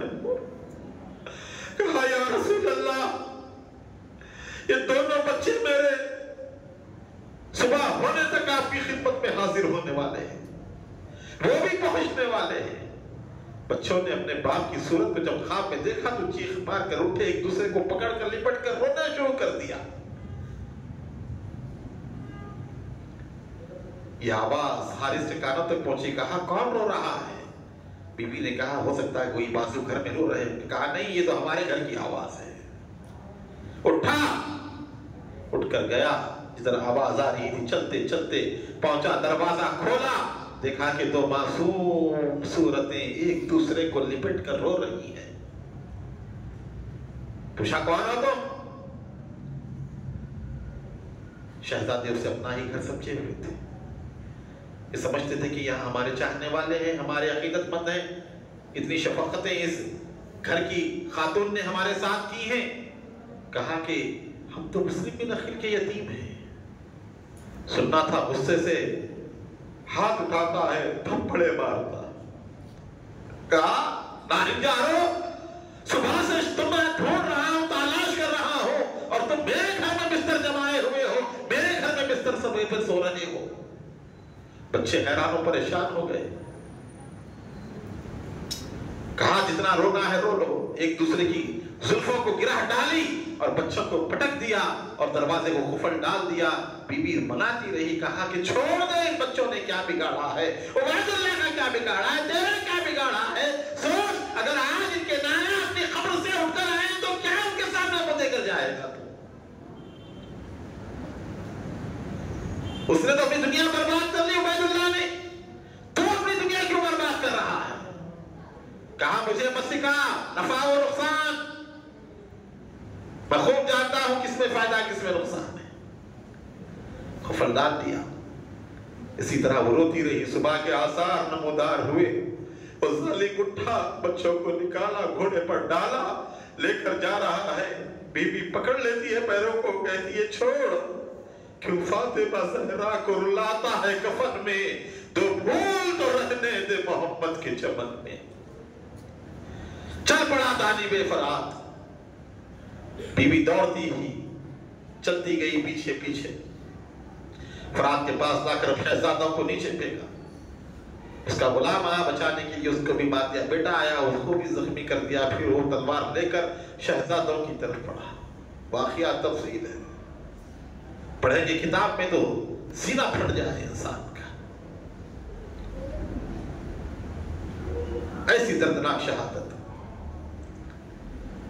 مختصر طور پہ میں آپ کو بیان کر رہا ہوں۔ آگے بڑھا، تلوار اٹھایا، کہا کتنا رونا ہے رو لو۔ شہزادے نے کہا کہ ہمیں وضو بنانے دو، ہم نماز پڑھتے ہیں۔ کہا اس کی اجازت نہیں۔ کہا ہم سجدہ کرتے ہیں، کہا اس کی بھی اجازت نہیں۔ اور یہ کہہ کر تلوار نکالا۔ وہ ظالم دریائے فرات کا وہ کنارہ، صبح قیامت تک کے آسمان نے وہ منظر نہ دیکھا ہوگا۔ آل پیغمبر کی تو معصوم شہزادے بلبلاتے رہے، سسکتے رہے، ہچکیاں لیتے رہے۔ کوئی نہ تھا جو ان کی مدد کو پہنچتا، کوئی نہ تھا جو ان کے قریب آتا۔ تلوار چمکی، لہراتی ہوئی اٹھی اور حضرت محمد کے گردن پر پڑی تو تن سے جدا ہو گئی گردن۔ ابراہیم دیکھ کر روتا رہا، اپنے بھائی کے گردن کو لیا، اس کے چہرے کو لے کر بیٹھا رہا۔ ظالم نے دوسری تلوار چلائی، ننھی سی چیخ بلند ہوئی اور ابراہیم کی بھی شہادت ہو گئی۔ اس طرح مسلم کے دونوں بچوں نے اپنی قربانی پیش کی۔ ظالم نے دونوں کے جسموں کو دریائے فرات میں پھینکا اور ٹوکرے میں دونوں کے سروں کو رکھ کر عبید اللہ ابن زیاد کی طرف گیا، جا کر کہا کہ امیر آج تو مجھے انعام چاہیے۔ منہ بولا، کہا کیا لایا ہے؟ کہا دیکھ مسلم بن عقیل کے بچوں کے سروں کو لایا ہوں، دیکھنا تھا۔ عبید اللہ نے کہا اے ظالم، تجھے شرم نہیں آئی کس طرح ان کے اوپر تلوار تو نے چلائی؟ دیکھ ان کی معصومیت، دیکھ ان کے چہروں کو، تجھے ذرا بھی رحم نہیں آیا؟ اور اب نام لینے کے لیے آیا ہے۔ وہ دیکھتا رہا، ایک مختل تھا شخص، اس کے دربار میں کہا اس کو لے جاؤ، میں نے یزید کو لکھا ہے کہ بچے گرفتار کر لیے ہیں، اگر یزید کہے کہ بھیجاؤ دمشق تو میں کس کو بھیجاؤں گا؟ لے جا کر اسے بھی جو ہے قتل کر دو۔ نہ خدا ہی ملا نہ وصال علیہ السلام، نہ ادھر کا رہا نہ ادھر کا ہوا، یہ حال ہوا۔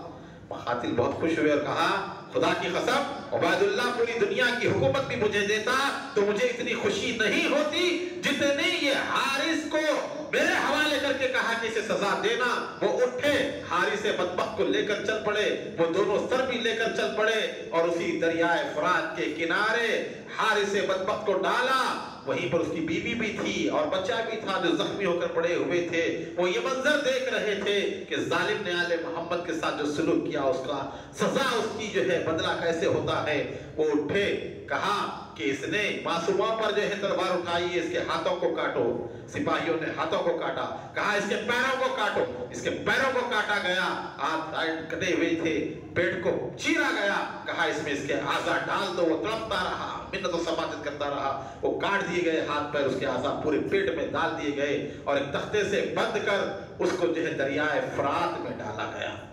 تھوڑی دیر ہوئی، دریائے فرات کے پانی میں جوش آیا اور حارث کی لاش کو باہر نکال کر پھینک دیا۔ پھر کہا کہ دیکھو گڑھا کھود کر دفنا دو۔ گڑھا کھود کر دفنایا گیا۔ تھوڑی دیر میں زلزلہ ہوا، لاش باہر آ گئی۔ کہا یہ ایسا بدبخت ہے، نہ دریا قبول کر رہا ہے نہ مٹی قبول کر رہی ہے، دشمن آل محمد۔ کہا لکڑیاں لاؤ، کچرا لاؤ اور جلاؤ۔ اس کی لاش کو ڈالا گیا اور آگ سلگائی گئی اور اسے جلا دیا گیا۔ پھر اس کے بعد روایت میں آتا ہے کہ وہ دو سر لے کر دریائے فرات کے پاس پہنچے تو آل محمد کی ایک کرامت ظاہر ہوئی کہ دونوں شہزادوں کے جسم اوپر برآمد ہو گئے اور ہر سر اپنے جسم سے لگ گیا۔ جس کا سر تھا شہزادے کا لگ گیا اور اسی دریائے فرات کے کنارے مسلم بن عقیل کے باغ کے لہلہاتے پھولوں کو انہوں نے اسی دریا کے کنارے دفن کر دیا۔ آج بھی دونوں شہزادوں کی مزارات اسی دریائے فرات کے کنارے موجود ہیں۔ عظیم قربانیاں، سندلی دیکھیں آپ، اور ادھر حسین ابن علی کا معاملہ یہ ہوا کہ امام کو جب اطلاع ملی امام نکل پڑے. 30 ذی الحجہ ہے، پوری دنیا سے لوگ حرم کے لیے آ رہے ہیں، حج کے لیے آ رہے ہیں، قافلے کے قافلے حج کرنے کے لیے آ رہے ہیں. اور جو خانہ کعبہ کا وارث ہے، والی ہے، محمد عربی کا نواسا، وہ مکہ چھوڑ کر نکل رہا ہے. حج کو آپ نے عمرے سے تبدیل کیا، حرام کو عمرہ کیا. امام عمرہ کر کے نکل رہے ہیں. بعض روایتوں میں 3 تاریخ ہے، بعض تاریخ میں 8 تاریخ. حج کے ایام شروع ہو چکے تھے. آپ نکلنا چاہتے ہیں، صحابہ روکتے ہیں، آپ کسی کی نہیں سنتے. حضرت عبداللہ بن عمر نے کہا کیا بات ہے، آپ اتنا کیوں جلدی کر رہے ہیں؟ کہا میں نے اپنا ابا جان مولا علی المرتضیٰ سے سنا ہے، میرے مولا نے فرمایا کہ رسول اللہ ارشاد فرماتے ہیں کہ ایک دمبا کعبے کی حرمت کو پامال کرے گا، کعبے میں اسے شہید کیا جائے گا، اس کی وجہ سے مکہ مکرمہ کعبۃ اللہ کی حرمت پامال ہوگی. میں وہ دمبا بننا نہیں چاہتا. میں نہیں چاہتا کہ میرے خون کے چھینٹے صحن کعبہ میں پڑے، کعبے کی حرمت پامال ہو، اسی لیے میں جا رہا ہوں. آپ نکل پڑے، مقام تنعیم میں پہنچے. فرزو شاعر سے ملاقات. کہا حضور کیا بات ہے اتنی جلدی، حج بھی نہ کیا، حج کے ایام قریب ہیں، چلے جا رہے ہیں. تب آپ نے وہاں راز بتایا. کہا فرزو مجھے اندیشہ ہے، اگر میں چونٹیوں کی بلوں میں بھی چلا جاؤں، سانپوں کے سوراخوں میں بھی چلا جاؤں، وہ لوگ مجھے وہاں سے نکالیں گے اور میرے ساتھ جو کرنا ہے وہ کر کے رہیں گے. مجھے اندیشہ ہے اگر میں نہ نکلتا تو حرم میں مجھے گرفتار کیا جاتا. امام جانتے تھے یزید کے جاسوس حاجیوں کی شکل میں احرام باندھ کر تلواریں لیے ہوئے امام کو قتل کرنے کے لیے مکہ پہنچ چکے تھے. بڑا منصوبہ تھا حسین ابن علی کو وہیں پر ختم کر دو. جب آپ نے دیکھا یہ منظر، حاجیوں کے بھیس میں قاتل آئے ہوئے ہیں اور حرم کی سرزمین کو پامال کرنا چاہتے ہیں مکہ مکرمہ کو، آپ نے حرمت حرم کی خاطر وہاں رہنا گوارا نہیں فرمایا اور وہاں سے نکل پڑے. آگے بڑھے، ایک مقام آیا، آپ کے بہن بھی حضرت عبداللہ بن جعفر طیار بی بی زینب کے شوہر اپنے بیٹوں کو بھیجاتے، کہا کہ جاؤ مامو جان کو روکو، واپس آنے کے لیے کہو. بیٹے آ کر کہتے ہیں او نو محمد، 13-14 سال کی جن کی عمر مبارک تھی، کہتے ہیں کہ بابا جان نے آپ کو رکنے کے لیے کہا. پھر وہ خود گئے گورنر مکہ سعید بن عمر کے پاس اور کہا کہ آپ جو ہے امان لکھیں حسین کو. گورنر مکہ سعید نے کہا آپ خود لکھ دیں، میں دستخط کر دوں گا. امان نامہ لکھا گیا. دستخط کرنے کے بعد عبداللہ بن جعفر طیار آئے امام حسین کے پاس، کہا کہ بھائی آپ چلیے، یہ گورنر کا بھائی میرے ساتھ ہے، اس نے امان دی ہے آپ کو. امام حسین کہتے کہ نہیں، اب میں واپس جانے والا نہیں. کہا کیا بات ہے، اتنا اصرار کرنے کے باوجود آپ واپس نہیں جا رہے ہیں؟ فرمایا ایک راز ہے جو میرے نانا جان نے مجھ سے بیان کیا ہے، میں نے خواب میں دیکھا ہے. کہا کیا خواب ہے؟ کہا کہ میں نے ابھی تک وہ خواب کسی کو نہیں بتایا اور نہ ہی بتاؤں گا یہاں تک کہ اپنے خدا سے جا ملوں گا. مجھے رکنا نہیں ہے. آگے بڑھ چلے، مقام صفا پر ٹھہراؤ کیا، پھر اور آگے بڑھے، مقام حاجر پہ پہنچے. وہاں سے آپ نے خیز کو قاصد بنا کر بھیجا کوفے کے حالات معلوم کرنے کے لیے. وہ گئے، انہیں گرفتار کر لیا گیا، عبید اللہ کے سامنے پیش کیا گیا. پوری جاسوسی لگی ہوئی تھی، امام نکل چکے تھے، معلوم ہو چکا تھا یزید کو. ہر جگہ جاسوسی کی جائے، کون سے مقام پر ہے، کہاں پر ہے، کس سے مل رہے ہیں. جب آیا قاصد گرفتار کر کے، اس سے کہا گیا جمعہ کا دن ہے، ممبر پہ کھڑے ہونا اور یزید کی تعریف کرنا.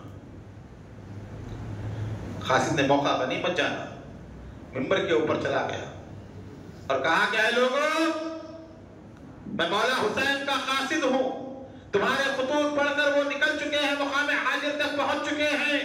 اللہ کی رحمتیں ہوں، تم ان کے اور ان کے والد کے شیعہ ہو، وہ آ رہے ہیں، ان کی مدد کرو، ان کی نصرت کرو۔ اور اس نے یزید پر، یزید کے آبا و اجداد پر لعنت کرنی شروع کی۔ جیسے ہی سننا تھا نکالو اس کو قاصد کو نکال کر وہیں پر صحن مسجد میں قتل کر دیا گیا اس کا۔ امام آگے بڑھے، مقام ضرور پر پہنچے، دیکھے کہ ٹیلے پر خیمہ لگا ہوا ہے، تلوار لٹک رہی ہے۔ امام نے پوچھا کس کا خیمہ ہے جو تلوار لٹکا رہا ہے خیمے کے اوپر؟ کہا گیا کہ زہیر بن خالد کا خیمہ ہے جو حج سے واپس ہو رہے ہیں، اپنے مقام کی طرف جا رہے ہیں۔ امام نے کہا کہ زہیر کو جا کر کہو کہ میں ملنا چاہتا ہوں۔ قاصد گئے، کہا زہیر امام تجھے یاد کر رہے ہیں۔ زہیر نے کہا کہ مجھے کوئی غرض نہیں ہے، مجھے کچھ ملنا نہیں کسی سے، میں کیوں ملوں؟ زہیر کی بیوی تھی۔ کہا زہیر افسوس، نواسۂ رسول ملنا چاہتے ہیں اور تو بیٹھا ہوا ہے یہاں پر، ملنا نہیں چاہتا، شرم کی بات ہے۔ وہ قاصد بھی جائے تو جانا نہیں چاہتا ان کے پاس۔ بیوی کی باتوں کا اثر ہوا، اٹھے گئے، امام سے ملاقات کی، واپس آئے تو دل کی دنیا تبدیل ہو گئی۔ کہا کہ میرا خیمہ نکالو، امام کے خیمے کے پاس لگا دو۔ بیوی کو بلایا، کہا تجھے طلاق ہے۔ اپنی بیوی کو طلاق دے دیا 3 دفعہ، مہر کی رقم دے دی، کہا اپنے بھائی کو لے اور چلی جا اپنے گھر، اب تجھے اور مجھے ملاقات کرنے کا کوئی موقع نہیں ہے۔ پورے غلاموں کو بلایا اور کہا جس کو جانا ہے، زندہ رہنا ہے وہ چلے جائے، اور جسے موت کی تمنا ہو وہ میرے ساتھ آ جائے۔ لوگ پریشان ہو گئے۔ بیوی نے کہا تھوڑی دیر پہلے تو جانے کے لیے تیار نہیں تھا، ملاقات کرنا نہیں چاہتا تھا، اب کیا تبدیلی آ گئی؟ میں نے بھجایا اور آ کر مجھے ہی طلاق دے دی۔ تو زہیر بن خالد نے کہا سنو، ایک دفعہ میں حضرت سلمان فارسی کے ساتھ جنگ میں گیا، جنگ بلنجر میں لڑے، ہم دشمنوں سے مقابلہ کیا، بہت سارا مال غنیمت آیا۔ سلمان الفارسی میرے ساتھ تھے، مولا علی کے خادم خاص، بہت سارا مال غنیمت آیا، مجھے بڑی خوشی ہوئی، میں دیکھ کر خوش ہو رہا تھا، اللہ نے اتنا مال غنیمت ہمیں عطا کیا، فتوحات عطا کی۔ سلمان الفارسی نے کہا خیس کیا مال غنیمت ملنے سے خوشی ہو رہی ہے؟ کہا ہاں، اتنا مال مالا ہے، خوشی تو ہوگی، اتنے درہم و دینار ہمیں ملے ہیں۔ کہا اے زہیر سن، ایک وقت آئے گا۔ سلمان فارسی بیان کرتے ہیں مولا نے بتایا تھا ہمیں، کہاں کہاں دیکھیں حضرت علی نے کس کس کو بتایا، بیٹا کہاں کہاں جانے والا ہے، کہاں کون ملنے والا ہے، کیا علم تھا علی کا۔ کہا مولا نے بتایا، کہا زہیر سن، ایک وقت آئے گا تیری ملاقات اہل بیت کے نوجوانوں کے سردار سے ہوگی، تو ملے گا ان سے، ان کے ساتھ جائے گا اور ان کی طرف سے جنگ کرے گا، جب تو شہید ہوگا ان کی طرف سے قربان ہوگا، جانثاری کا مظاہرہ کرے گا۔ زہیر خدا کی قسم آج مال ملنے سے جتنی خوشی ہو رہی ہے اس سے 1000 درجے خوشی ان پر جان قربان کرنے سے ہو جائے گی تجھے۔ کہا وہی موقع، اب نوجوانوں کے سردار تو یہی ہے حسین ابن علی، خاندان نبوت میں تو یہی شہزادہ باقی ہے، اب اس کے اوپر قربان ہونا مال و متاع دنیا سے افضل و اعلیٰ ہے، بہتر ہے۔ آپ چلے، یہاں تک کہ آخری سانس تک امام کے ساتھ دیا اور امام کے اوپر اپنی جان کو قربان کر دیا زہیر بن خالد رضی اللہ تعالیٰ۔ آگے بڑھے، لوگ آتے تھے، قافلے میں ملتے تھے، لوگوں کو توقع تھی کوفہ جا رہے ہیں، امام کی حکومت بنے گی، لوگ ہماری بھی قدر کریں گے، یہ امام کے ساتھ آنے والے ہیں، یہ ہمارے مہمان ہیں، ہماری بھی جو ہے دیکھ ریکھ ہوگی۔ اس امید پر کئی لوگ کئی خریوں سے، کئی گاؤں سے، جہاں جہاں سے حسین گزرے، کئی لوگ آپ کے ساتھ ہوتے گئے، 500-600 کا قافلہ بن گیا۔ ایک مقام وہ بھی آیا جہاں پر اطلاع دی گئی کہ مسلم بن عقیل کی شہادت ہو چکی ہے، مسلم کے بچوں کو قتل کر دیا گیا، ہانی بن عروہ شہید ہو چکے۔ انا للہ و انا الیہ راجعون پڑھتے جاتے ہیں، آنکھوں سے آنسو جاری ہوئے۔ اہل بیت کو خیمے میں بلایا، بلا کر کہا کہ اے لوگو، ہمیں اطلاع ملی ہے کہ مسلم بن عقیل شہید ہو چکے ہیں، کوفے والوں نے ہم سے بے وفائی کی ہے، اب وہاں ہمارا کوئی یار و مددگار نہیں ہے، وہاں ہمارا کوئی ساتھ دینے والا نہیں ہے، اب تم کیا کہتے ہو، سفر آگے بڑھائیں یا پھر پیچھے چلے؟ مسلم بن عقیل کے بھائی کھڑے ہوئے اور کہا کہ امام، ہم اپنے بھائی کا بدلہ لیں گے، یا ہم لڑیں گے انہیں ماریں گے، یا ان کی طرح قربان ہو جائیں گے، شہید ہو جائیں گے۔ امام نے کہا خدا کی قسم، ان کے بعد اب زندگی میں کوئی مزہ نہ رہا، ٹھیک ہے چلو۔ یہ تو اہل بیت تھے، باہر آئے، تمام لوگوں کو بلایا، اعلان فرمایا کہ اے لوگوں، کوفے میں اب کوئی ہمارا حامی نہیں، ہمارا وفادار نہیں، سب نے غداری کی ہے، تم سب کو اجازت ہے اپنے اپنے گھروں کو چلے جاؤ۔ ایک ایک دو دو نکلنے شروع ہوئے، سب چھوڑ دیا ساتھ، صرف وہی لوگ آپ کے ساتھ باقی رہے جو مکہ مکرمہ سے نکلے تھے، بیچ میں جتنے آئے تھے سب چلے گئے۔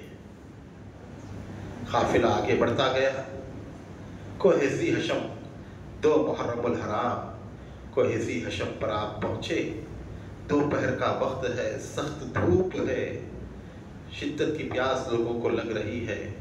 کوہ ذی حشم کے پاس آپ نے دیکھا 1000 کا قافلہ جماعت آ رہی ہے آپ کی طرف۔ امام ٹھہر گئے، ظہر کا وقت تھا، دوپہر کا وقت تھا۔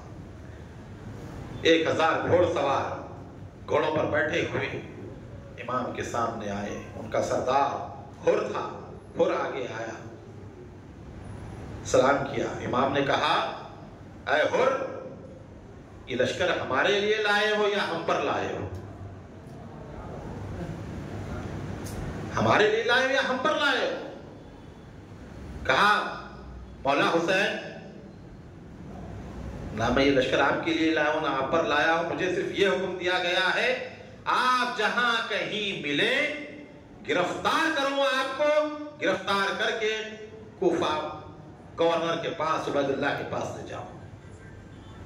امام حسین نے فرمایا اے حر، تمہاری جرأت اتنی بڑھ چکی ہے، مجھے گرفتار کرو گے، میرے اوپر تلوار نکالو گے؟ کہا تیری ماں تجھ پر روئے، کیا کہہ رہا ہے؟ حر نے کہا خدا کی قسم امام، اگر یہ بات کوئی دوسرا عرب کہتا، دوسرا شخص کہتا تو میں اس کے لیے یہی کلمہ کہتا، لیکن میں آپ کی والدہ کا احترام کرتا ہوں، سیدہ فاطمہ کا، میں کچھ نہیں کہوں گا۔ خاموش، پیاسے تھے۔ امام نے ساتھیوں سے کہا پانی لاؤ، مشکیزیں لاؤ اور سب کو پلاؤ۔ 1000 کے لشکر کو امام نے پورا اپنا پانی پلایا، سب نے پانی پی لیا۔ امام نے فرمایا کوئی بچا ہے؟ کہا نہیں، سب پی لیے، شکم سیر ہو کر پی لیے، پیٹ بھر کر پی لیے۔ پھر امام نے دوسرا حکم دیا اور جتنا پانی ہے لاؤ، ان کے گھوڑے بھی پیاسے ہیں، انہیں بھی پلاؤ۔ مشکیزیں کھول کر رکھ دیے گئے چمڑے کے، گھوڑوں کے منہوں کے سامنے لے جا کر گھوڑوں کو پانی پلایا۔ پورے جب پانی پی لیے، امام نے حجاج بن مسروق سے کہا مسروق اذان دو۔ نماز ظہر کی، امام کے مؤذن اذان دی انہوں نے۔ اس کے بعد امام فرماتے ہیں کہ اور علیحدہ جماعت بناؤ گے یا ہمارے ساتھ نماز پڑھو گے؟ کہا کہ حضور مسلمانوں میں بھی آپ ہی کے پیچھے پڑھوں گا نماز. نماز ظہر ہوئی، امام خیمے میں تشریف لائے، عصر کے وقت تک امام خیمے میں رہے. عصر کا وقت ہوا، امام نے اذان کہی، مؤذن اذان دیتا ہے، پھر نماز عصر پڑھی. پھر اس کے بعد امام فرماتے کہ چلو نکلنے کی تیاری کرو. اور آ کر ٹھہر گیا. کہا امام نے جانے دو، کہا میں حکومت کا وفادار ہوں، حکومت نے مجھے بھیجا ہے آپ کو گرفتار کرنے کے لیے، آپ جہاں ملے میں آپ کو گرفتار کروں.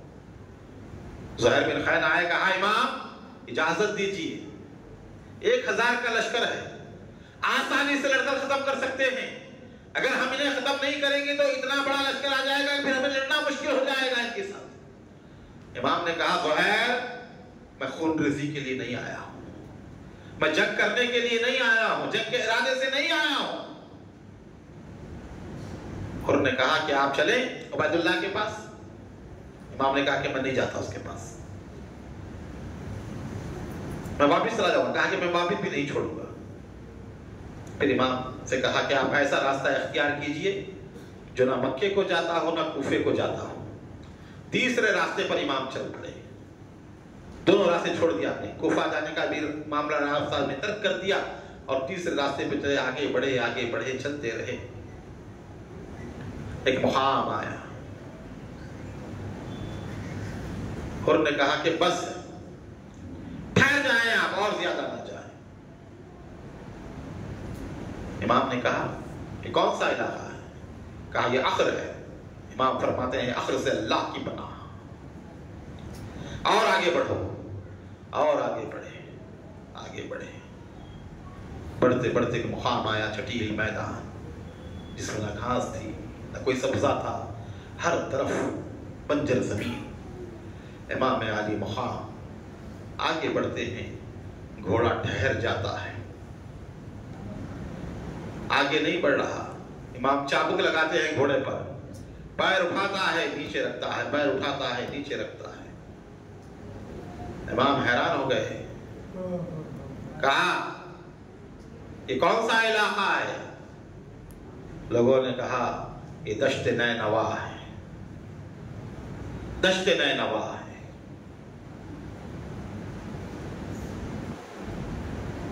امام فرماتے ہیں اور کیا کہتے ہیں اسے؟ تبھی شخص نے عرض کی کہ امام اسے کربلا کہتے ہیں. امام نے کہا اتر جاؤ گھوڑوں سے، یہی وہ جگہ ہے جس کا وعدہ کیا گیا تھا. امام گھوڑے سے نکلے، رکاب کو نکالا، قدم مبارک کربلا کی سرزمین پر رکھا. آندھیاں اٹھنی شروع ہوئی، گرد و غبار اٹھنا شروع ہوا، ہر طرف گرد و غبار پھیل گیا. چہرے انور پر گرد آ کر جم گئی. بی بی زینب نے دیکھا، کہا بھیا یہ زمین بڑی خطرناک دکھ رہی ہے، آپ کا چہرہ گردآلود ہو گیا ہے، ہر طرف گرد پھیل رہی ہے. کہا ہاں زینب صبر کرو، ام کلثوم صبر کرو، یہی وہ جگہ ہے جس کا نانا جان نے ذکر فرمایا تھا.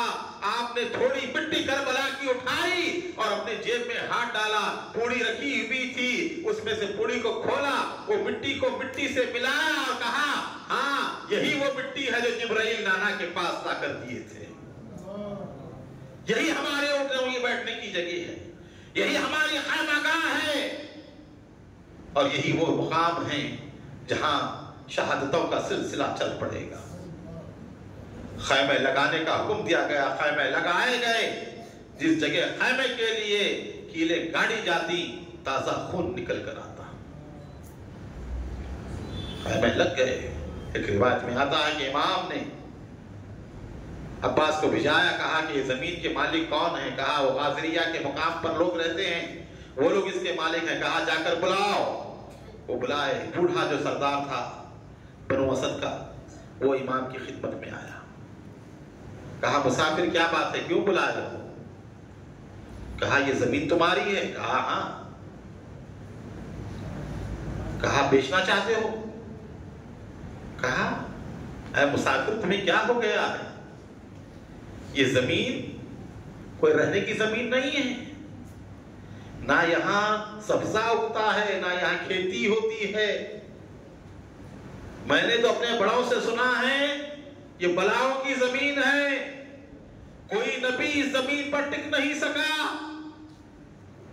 جناب آدم گزرے، جناب نوح گزرے، جناب شیس گزرے، ہر کوئی اس زمین پر آتا تو جلدی سے نکل جاتا کہ یہ بلاؤں کی زمین ہے۔ پریشانی کے حال میں گزرتے یہاں سے میں نے اپنے بزرگوں سے سنا ہے۔ اور آپ یہ زمین لینا چاہتے ہیں؟ کہا ہاں۔ کہا آپ ہیں کون؟ کہاں سے آئے ہیں؟ یہ زمین لینے کا مقصد کیا ہے؟ کہا کہ میں مدینے سے آیا ہوں۔ کسی نے جب وطن پوچھا تو حضرت نے یوں فرمایا، مدینے والے کہلاتے تھے، اب ہے کربلا والے۔ ہزاروں میں 72 تن تھے تسلیم و رضا والے، حقیقت میں خدا ان کا تھا اور وہ تھے خدا والے۔ جب مدینے کا نام سنا اس بوڑھے نے کہا، کوئی ہے جو مصطفیٰ کو چھوڑ کر اس زمین میں آ کے بسے؟ تم مصطفیٰ کو چھوڑ کر آئے ہو؟ امام کو تعجب ہوا، میرے نانا کا نام جانتا ہے، میرے نانا کا ذکر کر رہا ہے۔ کہا تم مصطفیٰ کو جانتے ہو؟ کہا ہاں، جوانی کے عالم میں ایک مرتبہ گیا مدینہ، مصطفیٰ کریم مسجد میں بیٹھے ہوئے تھے، میں ان کی خدمت میں حاضر ہوا۔ ایک ننھا معصوم بچہ تھا جس کو سینے سے لپٹائے ہوئے تھے۔ میں نے دیکھا، کہا یہ کون ہے اے مصطفیٰ جسے آپ چپٹائے ہوئے ہیں؟ مصطفیٰ فرماتے یہ میرا بیٹا ہے، یہ میرا بیٹا ہے، یہ میرا بیٹا حسین ہے۔ میں نے وہ منظر دیکھا ہے جب گیا تھا مدینہ۔ امام کی آنکھوں میں آنسو آئے اور کہا، اے سردار وہ حسین میں ہی ہوں۔ کہا مولا آپ یہاں؟ کہا ہاں، زمین تنگ ہو گئی، مدینہ تنگ ہو گیا، مکے میں رہنا مشکل ہو گیا، کوفہ جا رہا تھا وہاں پہ بھی روک دیا گیا، اب اس دشت نینوا میں آیا ہوں، یہی میری آخری منزل ہے۔ کہا یہ زمین بیچ دے؟ کہا لے لو۔ کہا نہیں، ہم دوسرے کی زمین میں دفن نہیں ہوتے۔ 6000 درہم کچھ امام نے دیے کہتے ہیں اس زمین کے لیے۔ کہا کہ ہمارا مدفن یہی بننے والا ہے۔ کربلا سیلاب شرم خیر کے ساحل کا نام، کربلا دین پیغمبر کے دھڑکتے دل کا نام، جتنی تعبیریں ہوں ان سب کا خلاصہ یہی، کربلا ہے فاطمہ کے صبر کی منزل کا نام۔ امام کھڑے رہے، کربلا میں خیمے لگ گئے۔ 3 محرم عمر بن سعد 4000 کا لشکر لے کر کربلا کے میدان میں پہنچا، اور اس کے بعد لشکر بڑھتا گیا 22000 کا لشکر ہو گیا، اور بعض روایتوں کے مطابق 40000 کا لشکر میدان کربلا میں آیا۔ امام کے پاس عمر بن سعد آتا ہے، کہا حسین کیوں آئے ہو؟ کہا مجھے خطوط دیے گئے، مجھے دعوتیں دی گئی، مجھے بلایا گیا۔ کہا ہم نہیں جانتے کس نے آپ کو خطوط دیے، آپ نے تھیلے منگوائے، تھیلے سامنے ڈالے، کہا اے فلاں اے فلاں اے فلاں اے فلاں تم نے یہ خطوط لکھے، مجھے دعوتیں دی، ہمارے کو بلایا ہے۔ انہوں نے کہا کہ ہم نہیں جانتے کہ کس نے خط لکھے۔ کہا کہ ٹھیک ہے میں چلا جاؤں گا۔ کہا نہیں، آپ آئے ہیں تو یزید کی بیعت کر لیں۔ فرمایا مجھ جیسا اس جیسے کی اس جیسے کی بیعت نہیں کر سکتا، اس کی بیعت کبھی نہیں کر سکتا۔ کہا کہ پھر کیا؟ کھڑے رہے، بحث ہوتی رہی۔ امام نے فرمایا کہ دیکھو مجھے جانے دو، واپس تم جانے نہیں دیتے مکہ، کسی دوسرے مقام پر چلا جاؤں گا، یا نہیں مجھے یزید کے پاس لے چلو، میں یزید سے اپنا معاملہ طے کر لوں گا، بات کر لوں گا۔ یہ خط لکھ کر، تینوں شرطیں لکھ کر عمر بن سعد نے عبید اللہ سے کہا کہ آگ کا شعلہ بجھ چکا ہے، صلح کی شرط رکھی ہے، اور یہ صورت نکل آئی ہے کہ صلح ہو سکتی ہے، خون ریزی سے ہم بچ سکتے ہیں۔ عبید اللہ نے دیکھا، کہا یہ تو تینوں باتیں واجبی ہیں، مان لے رہا تھا عبید اللہ۔ شمر اٹھا اور کہا عبید اللہ تو گورنر ہے، حکومت تیرے پاس، اختیار تیرے پاس، یزید نے تجھے یہاں کا گورنر بنایا ہے، حکومت کے تحفظ کے لیے بھیجا ہے، اور تو ان کی باتیں مانے گا؟ یہ تو ہمارے پنجے میں آ گئے ہیں، اب ہمارا قبضہ ان کے اوپر ہے، ہمارے علاقے میں آ گئے ہیں، اگر یہ بغیر بیعت کرے یہاں سے چلے جائیں گے تو غلبہ اور کامیابی ان کے لیے ہوگی اور نامرادی اور ہمارے لیے ہوگی۔ یہ تو ہمارے پنجوں میں آ چکے ہیں، پنجوں میں آ کر جائیں گے، ہم نہیں جانے دیں گے۔ ابھی بھی وقت کہہ دے بیعت کرو یا جنگ کرو۔ عبیداللہ نے کہا ہاں تو ٹھیک کہتا ہے، اس کو خط لکھا، کہا شمر کو 7,000 کا لشکر دے کر بھیجایا۔ شمر پہنچا میدان کربلا 6 تاریخ کو، اور کہا عمر یہ نامہ ہے، اور تو جو حسین کو بچانا چاہ رہا ہے، حسین کو بھجانا چاہ رہا ہے۔ عبیداللہ نے کہا کہ وہ یزید کی بیعت کر لے یا نہیں تو جنگ کرے۔ عمر بن سعد کہتا ہے کہ شمر میں جانتا ہوں تو نے ہی عبیداللہ کو بھڑکایا ہوگا، مجھے صلح کی امید تھی، امت میں اتفاق کی امید تھی مجھے، حسین نے معقول باتیں رکھی تھی اور یہ باتیں مان لیتا عبیداللہ، لیکن تو نے ہی بھڑکایا ہے عبیداللہ ابن زیاد کو۔ شمر کون تھا؟ حضرت علی کا سالہ تھا، حضرت عباس کا ماموں تھا، شمر ذی الجوشن ام البنین کا بھائی، حضرت عباس کی والدہ، سخت ترین انسان۔ اس نے کہا کہ وہ کچھ نہیں، یا تم لڑائی کرو حسین سے یا لشکر میرے حوالے کرو، میں لڑ لوں گا۔ عمر بن سعد کو موقع تھا، چھوڑ کر چلا جاتا۔ کون تھا یہ عمر بن سعد؟ سعد بن ابی وقاص کا بیٹا، عشرہ مبشرہ کے صحابی، تختی میں جن کا نام لکھا ہوا ہے سعد بن ابی وقاص، جنتی صحابی۔ ایک دفعہ مولا علی کے سامنے آیا تھا، مولا علی نے دیکھ کر کہا عمر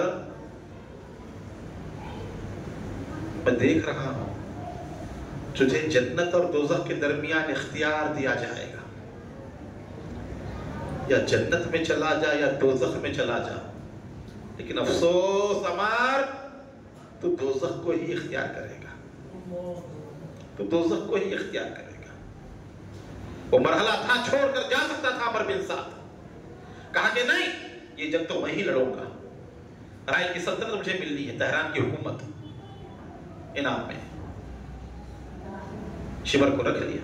7ویں دن حکم آیا کہ جس طرح عثمان غنی پر پانی بند کر دیا گیا تھا، اسی طرح حسین ابن علی پر بھی پانی بند کر دیا جائے۔ پانی بند کر دیا گیا، 4000 مسلح سپاہی دریائے فرات کے کنارے کھڑے کر دیے گئے۔ پیاسے رہے، 3 کنویں کھدے، حضرت عباس نے کسی میں پانی نہ آیا۔ امام نے کہا چھوڑو۔ 9 تاریخ محرم کی جنگ کے نخارے بجنے شروع ہوئے۔ امام عالی مقام خیمے میں بیٹھے، تلوار کا سہارا لیے بیٹھے بیٹھے سو رہے ہیں۔ نخارے بجے، زینب آئی، کہا بھیا نخارے بج رہے ہیں۔ امام نے چہرہ اٹھایا اور کہا عباس جا کر دیکھ کیا ہے۔ عباس علمدار پہنچے، کہا کیا بات ہے، نخارے کیوں بج رہے ہیں؟ کہا 2 ہی چیزیں ہیں، حسین سے کہو یا بیعت کر لے یزید کی یا ہم سے جنگ کرے۔ عباس آئے، کہا دعوت جنگ دی جا رہی، نخارہ جنگ بجایا جا رہا ہے، آپ بیعت کرتے ہیں یا جنگ کرتے ہیں؟ امام نے ارشاد فرمایا جاؤ، جا کر ان سے کہنا 1 رات کی مہلت ہمیں دے، ابھی جنگ نہیں کریں گے، 9 محرم ہے، جنگ نہیں کریں گے، 1 رات کی مہلت دے۔ کس لیے مہلت مانگی؟ فرماتے ہیں میرا رب مجھے جانتا ہے، میں نماز سے، ذکر سے، تلاوت سے کتنی محبت کرتا ہوں، آج کی رات میں اللہ کی عبادت کروں گا، ذکر کروں گا، تلاوت کروں گا۔ تو یہ شب عاشور وہ رات ہے جس کی مہلت حسین ابن علی نے لی ہے. اس رات کی مہلت لی, ایک رات کی مہلت. یزیدیوں سے ایک چیز مانگی صرف انہوں نے, ایک رات کی مہلت, شب عاشور کی مہلت. جا کر عباس نے کہا شب عاشور آج کی رات کی مہلت دے. کہا ٹھیک ہے آج کی رات کی مہلت. واپس چلی گئی فوج. امام نے کہا پورے خیمے اکھاڑو, خریب خریب لگا دو. پورے خیمے خریب کر دیے گئے. بیچ میں امام کا خیمہ تھا, اطراف میں اہل بیت اور جانثاروں کے خیمے تھے. خریب کرنے کے بعد امام نے کہا کہ پیچھے جو ہے خندق کھود دو, خندق کھود دینا. وقت ضرورت پیچھے سے اگر حملہ ہو تو ہم اس میں آگ لگا دیں گے خندق میں, تاکہ پیچھے سے حملہ نہ ہو اہل بیت پہ. خندق کھود دی گئی اور پھر وہ معاملہ آیا. امام علی بخار حسین ابن علی شہید دشت کربلا خیمہ مبارک میں بیٹھے ہوئے ہیں. پورے لوگ امام کے سامنے بیٹھے ہوئے ہیں, سر جھکے ہوئے ہیں, نگاہیں نیچی ہیں. امام دیکھ رہے ہیں سب کو. امام کھڑے ہوئے اور کہا اے لوگو, خدا کی قسم میں اپنے ساتھیوں سے بہتر کسی کے ساتھیوں کو نہیں سمجھ سکتا. اپنے اہل بیت سے اچھے دنیا میں کسی کے اہل بیت کو نہیں سمجھ سکتا. میں آغوش رسالت میں پلا ہوں, اہل بیت میں ہوں. کل کا دن جو آنے والا ہے وہ ہماری موت کا پیغام لے کر آنے والا ہے. تم چاہنے والے ہو, وفادار ہو, میرے ساتھ آئے, میرا ساتھ دیا, اب تک میرے ساتھ رہے, مصیبتیں برداشت کی. اب ضرورت نہیں ہے. رات کی تاریکی ہے, اٹھ کر چلے جاؤ جس کو جانا ہے. کوئی سوال نہیں ہوگا تم سے. جس کو جانا ہے چلا جائے, اٹھے چلا جائے. اے مسلم بن عقیل کے بھائیوں, مسلم کی شہادت کافی ہے, تمہاری ضرورت نہیں, تم بھی چلے جاؤ. یہی نہیں, مجھے اپنے گھر والوں کی بھی ضرورت نہیں ہے. تم میں سے ایک ایک آدمی کو لے لے میرے اہل بیت کے, اونٹ پر بیٹھے اور رات کی تاریکی میں نکل جائے. تم سے کوئی تعارض نہیں ہوگا, تم سے کوئی پوچھ نہیں ہوگی. صبح ہوگی تو میں دیکھ لوں گا میرے ساتھ کیا معاملہ ہوگا. میں تم سب کو بخوشی اجازت دیتا ہوں, چلے جاؤ. اللہ اکبر. خدا کی قسم کائنات میں کوئی ایسا شخص نہیں ہوگا جو حسین ابن علی کی طرح ہو. لڑائی ہوتی ہے تو لوگ لوگوں کو جمع کرتے ہیں, بلاتے ہیں, آؤ مدد کرو ہماری. تنہا حسین ابن علی ہے, کہتا ہے کہ مجھے کسی کی ضرورت نہیں ہے, چلے جاؤ چلے جاؤ, میں دیکھ لوں گا جو ہونا ہے, میری وجہ سے کسی. پورے بیٹھے رہے, وفاداری سکھائی لوگوں کو حسین کے ساتھیوں نے. امام دیکھ رہے کوئی نہیں اٹھ رہا ہے. کہا تمہیں شرم آ رہی ہوگی, کس طرح مجھے منہ دکھاؤ گے, کس طرح میرے سامنے سے اٹھو کہ تمہارے چہرے میں دیکھ رہا ہوں, میرا چہرہ تم دیکھ رہے ہو, روبرو ہو. جاتے ہو تو شرم تو آئے گی نا, بھائی چھوڑ کے چلے جا رہے ہیں ہم, اس لیے نہیں جا رہے ہو. تب امام علی مقام نے وہ کام کیا تاریخ میں جسی نے کوئی کام ایسا نہیں کیا جو امام نے کہا. امام اٹھے, شمع کو بجھا دیا, اندھیرا کر دیا اور کہا اب اندھیرا ہو گیا ہے, نہ تم مجھے دیکھ سکتے ہو نہ میں تمہیں دیکھ سکتا ہوں, اب تو چلے جاؤ تم لوگ, کوئی شرمندگی نہیں ہوگی. کافی دیر تک امام شمع کو بجھا کر رکھے اور بیٹھے رہے, انتظار کرتے رہے. جب کافی دیر ہوئی امام نے شمع کو روشن کیا. جب شمع روشن ہوئی خدا کی قسم دیکھا امام نے کوئی نہیں اٹھا, پورے اسی طرح بیٹھے ہوئے. سنائے درد دل کے فسانے نہیں جاتے, جمے بیٹھے ہیں تیرے در پہ دیوانے نہیں جاتے. حسین ابن علی نے فطرتیں بدلی ہیں ایک شب میں, بجھی ہے شمع محفل سے پروانے نہیں جاتے. نعرہ تکبیر, نعرہ رسالت, نعرہ حیدری. ایک ایک اٹھتا گیا, ایک ایک اٹھتا گیا. جانثاری کی مثال دیتا گیا، کہا امام آج ہم آپ کو چھوڑ کر اس میدان کربلا سے چلے جائیں گے تو کل قیامت میں آپ کے نانا کو کیا منہ دکھائیں گے؟ امام آپ کے اوپر تو ایک مرتبہ قربان ہونا ہے، خدا مجھے 1000 زندگیاں دے تو ہر بار یہی کہوں گا کہ میری جان حسین پر قربان۔ کسی نے اٹھ کر کہا کہ امام آج جو اٹھ کر یہاں سے جائے گا کل قیامت کے دن کیا منہ دکھائے گا وہ سیدہ کو؟ کہا ہم نہیں جاتے، جیے ہیں آپ کے ساتھ تو مریں گے بھی آپ کے ساتھ، ہماری زندگیاں آپ پر قربان۔ زہر بن خیر نے کہا کہ امام تلوار سے لڑتا جاؤں گا، تلوار پر جب تک قبضہ ہے لڑوں گا تلوار ٹوٹے گی، نیزے سے لڑوں گا نیزہ ٹوٹے گا، تو امام میں لکڑی سے لڑوں گا، لکڑی ٹوٹ جائے تو پتھروں پھینک پھینک کر آپ کے دشمنوں کو ماروں گا اور آپ کی حفاظت کروں گا۔ بڑا بدنصیب ہوگا امام جو آج کو چھوڑ کر چلا جائے گا۔ ایک ایک وفاداریوں کی مثال دیتے رہے، امام نے سب کے لیے دعائیں دی اور کہا تیاری کرو، اور امام قرآن پاک کی تلاوت میں جو ہے بیٹھے اور اللہ کے ذکر میں لگے رہے، پوری رات عبادت میں گزاری۔ شب عاشور گزری، امام اٹھے، کہا علی اکبر فجر کی اذان دے۔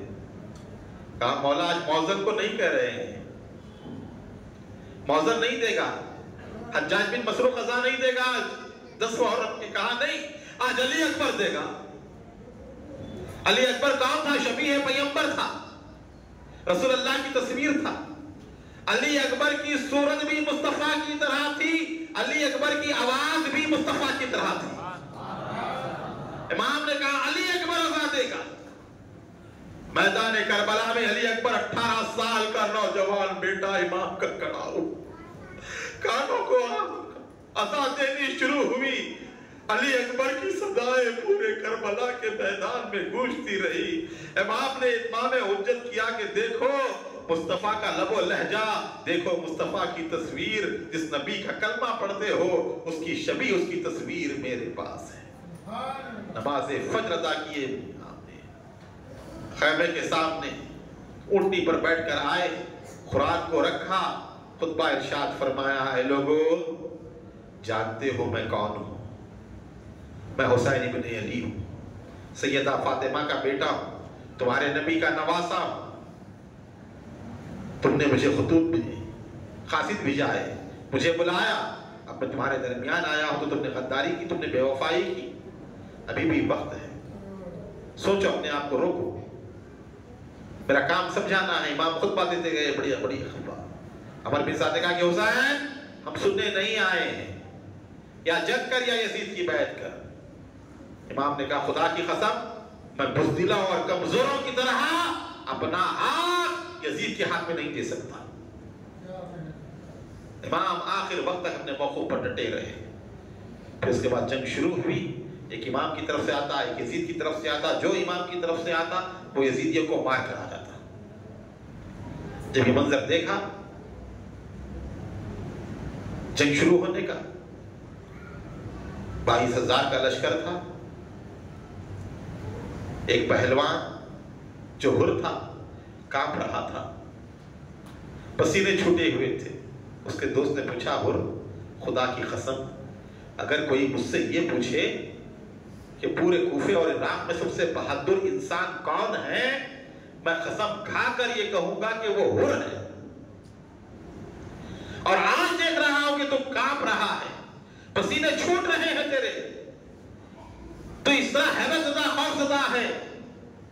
ہر نے کہا تجھے نہیں معلوم، یہ میدان کربلا تجھے دیکھ رہا ہے، میں اس کربلا کو نہیں دیکھ رہا ہوں۔ ایک طرف جنت ہے، ایک طرف جہنم ہے، میں بیچ میں کھڑا ہوا۔ اب مجھے فیصلہ کرنا ہے کہ جنت میں جاؤں یا جہنم میں جاؤں، اس لیے کانپ رہا ہوں۔ اور کہا خدا کی قسم میں مر جاؤں، میرے ٹکڑے ٹکڑے ہو جائیں، تب بھی میں جنت چھوڑ کر جہنم میں نہیں جاؤں گا۔ ہر نے لگام دی، گھوڑے کو ایڑ لگائی، گھوڑا اٹھا، اپنے سر کو اٹھایا، پوری فوج دیکھ رہی ہے 22,000 کی۔ امام حسین علیہ السلام بھی بھی یہ منظر دیکھ رہے ہیں، اہل بیت بھی دیکھ رہے ہیں، 22,000 کے لشکر جرار سے گھوڑے کو ایڑ لگاتا ہوا، چھلانگ لگاتا ہوا لشکر یزید کو چھوڑتا ہے اور حسین ابن علی کے لشکر میں آ جاتا ہے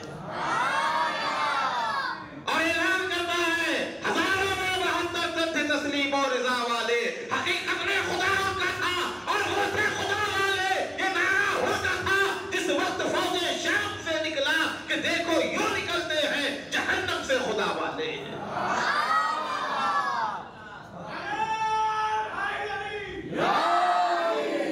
دوائے درد اسی آئین کے در سے ملتی ہے، یہی مشہور ہے زمانے میں دارالشفا والے۔ حضرت حر نکل کر آئے، حر نے بتایا دنیا والوں کو، صبح قیامت تک کے لوگوں کو بتایا ہے، لوگوں حر کون ہے؟ حر میرے آقا حسین کی حقانیت کا اعلان ہے۔ میرا حسین حق پر تھا کربلا میں، تنخواہ کھاتا تھا یزید کی، حر انعام لیتا تھا یزید سے، کپڑے پہنتا تھا یزید کے، فوج کا سپہ سالار تھا یزید کی، کھاتے پیتے لشکر کو چھوڑ کر حر 10 محرم کو امام حسین کی طرف آیا، بھوکوں کی طرف آیا، پیاسوں کی طرف آیا، مرنے والوں کی طرف آیا۔ وہ جانتا تھا حق حسین کے ساتھ ہے، حسین حق کے ساتھ ہے، یہ بھوکے ہیں تو بھی حق کے ساتھ ہے، یہ مرنے والے ہیں حق کے ساتھ ہیں، بھلے میں مر جاؤں لیکن حق پر مر جاؤں۔ امام حسین حق پر تھے۔ حر نے صبح قیامت تک کے لوگوں کو بتا دیا ہے، بات والو تم کیا کہتے ہو حسین کو، حسین کیوں بغاوت کیے؟ ارے حسین تو حق پر تھے، اسی لیے میں نے حسین کا ساتھ دیا ہے۔ حر کو معاملی بات سمجھو، حر میرے آقا کی حقانیت کی علامت ہے، حر حسین کی حق کے ہونے کی علامت ہے۔ حر کو جب دیکھا لشکر یزید چھوڑ کر لشکر حسینی میں آیا تو پھر اس کا بیٹا علی بن حر بھی اپنے باپ کی طرف چلا گیا، مصعب بن یزید الرحائی وہ بھی اپنے بھائی کی طرف چلا گیا۔ اس طرح دونوں حر کا باپ، حر کا بیٹا اور حر کا بھائی لشکر یزید چھوڑ کر امام حسین کی خدمت میں آ گئے۔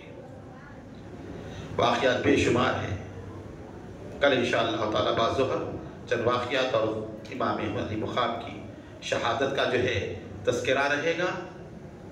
تمام حضرات میں احباب کی تشریف لائیں، خواتین کے لیے پردے کا انتظام رہے گا، اور یہ کتاب خطبات کربلائی ضرور ضرور جو ہے آپ حاصل کریں، پڑھیں، اور فیضان چشتیہ کا جو ہے یوٹیوب پر چینل چل رہا ہے فیضان چشتیہ آفیشل، اس پہ کوئی آپ جو ہے لائک کریں اور شیئر کریں۔ یہ جتنے پورے مجالس ہیں یہ اس پر جو ہے یوٹیوب پر جو ہے موجود ہیں، آپ جو نہیں سنے ہیں ابتدائی مجالس وہ وہاں سے سن لیں تاکہ پورا واقعات کا تسلسل آپ کی سمجھ میں آئے اور کربلا کیا ہے سمجھ میں آئے۔ یہ RQ کوڈ ہے، یہ ہمارے بچے جو ہے شعیب میاں وغیرہ لے کر رہیں گے، آپ ضرور اس کو اسکین کریں اور جوائن کریں۔ واٹس ایپ گروپ بھی ہے جس میں اطلاعات ہوتی ہے ہمارے پروگرام جو ہو رہے ہیں پورے سال، تمام جو پروگرام ہونے والے ہیں وہ تمام پروگرام جو ہے آپ جو ہے اطلاع دی جائے گی، اور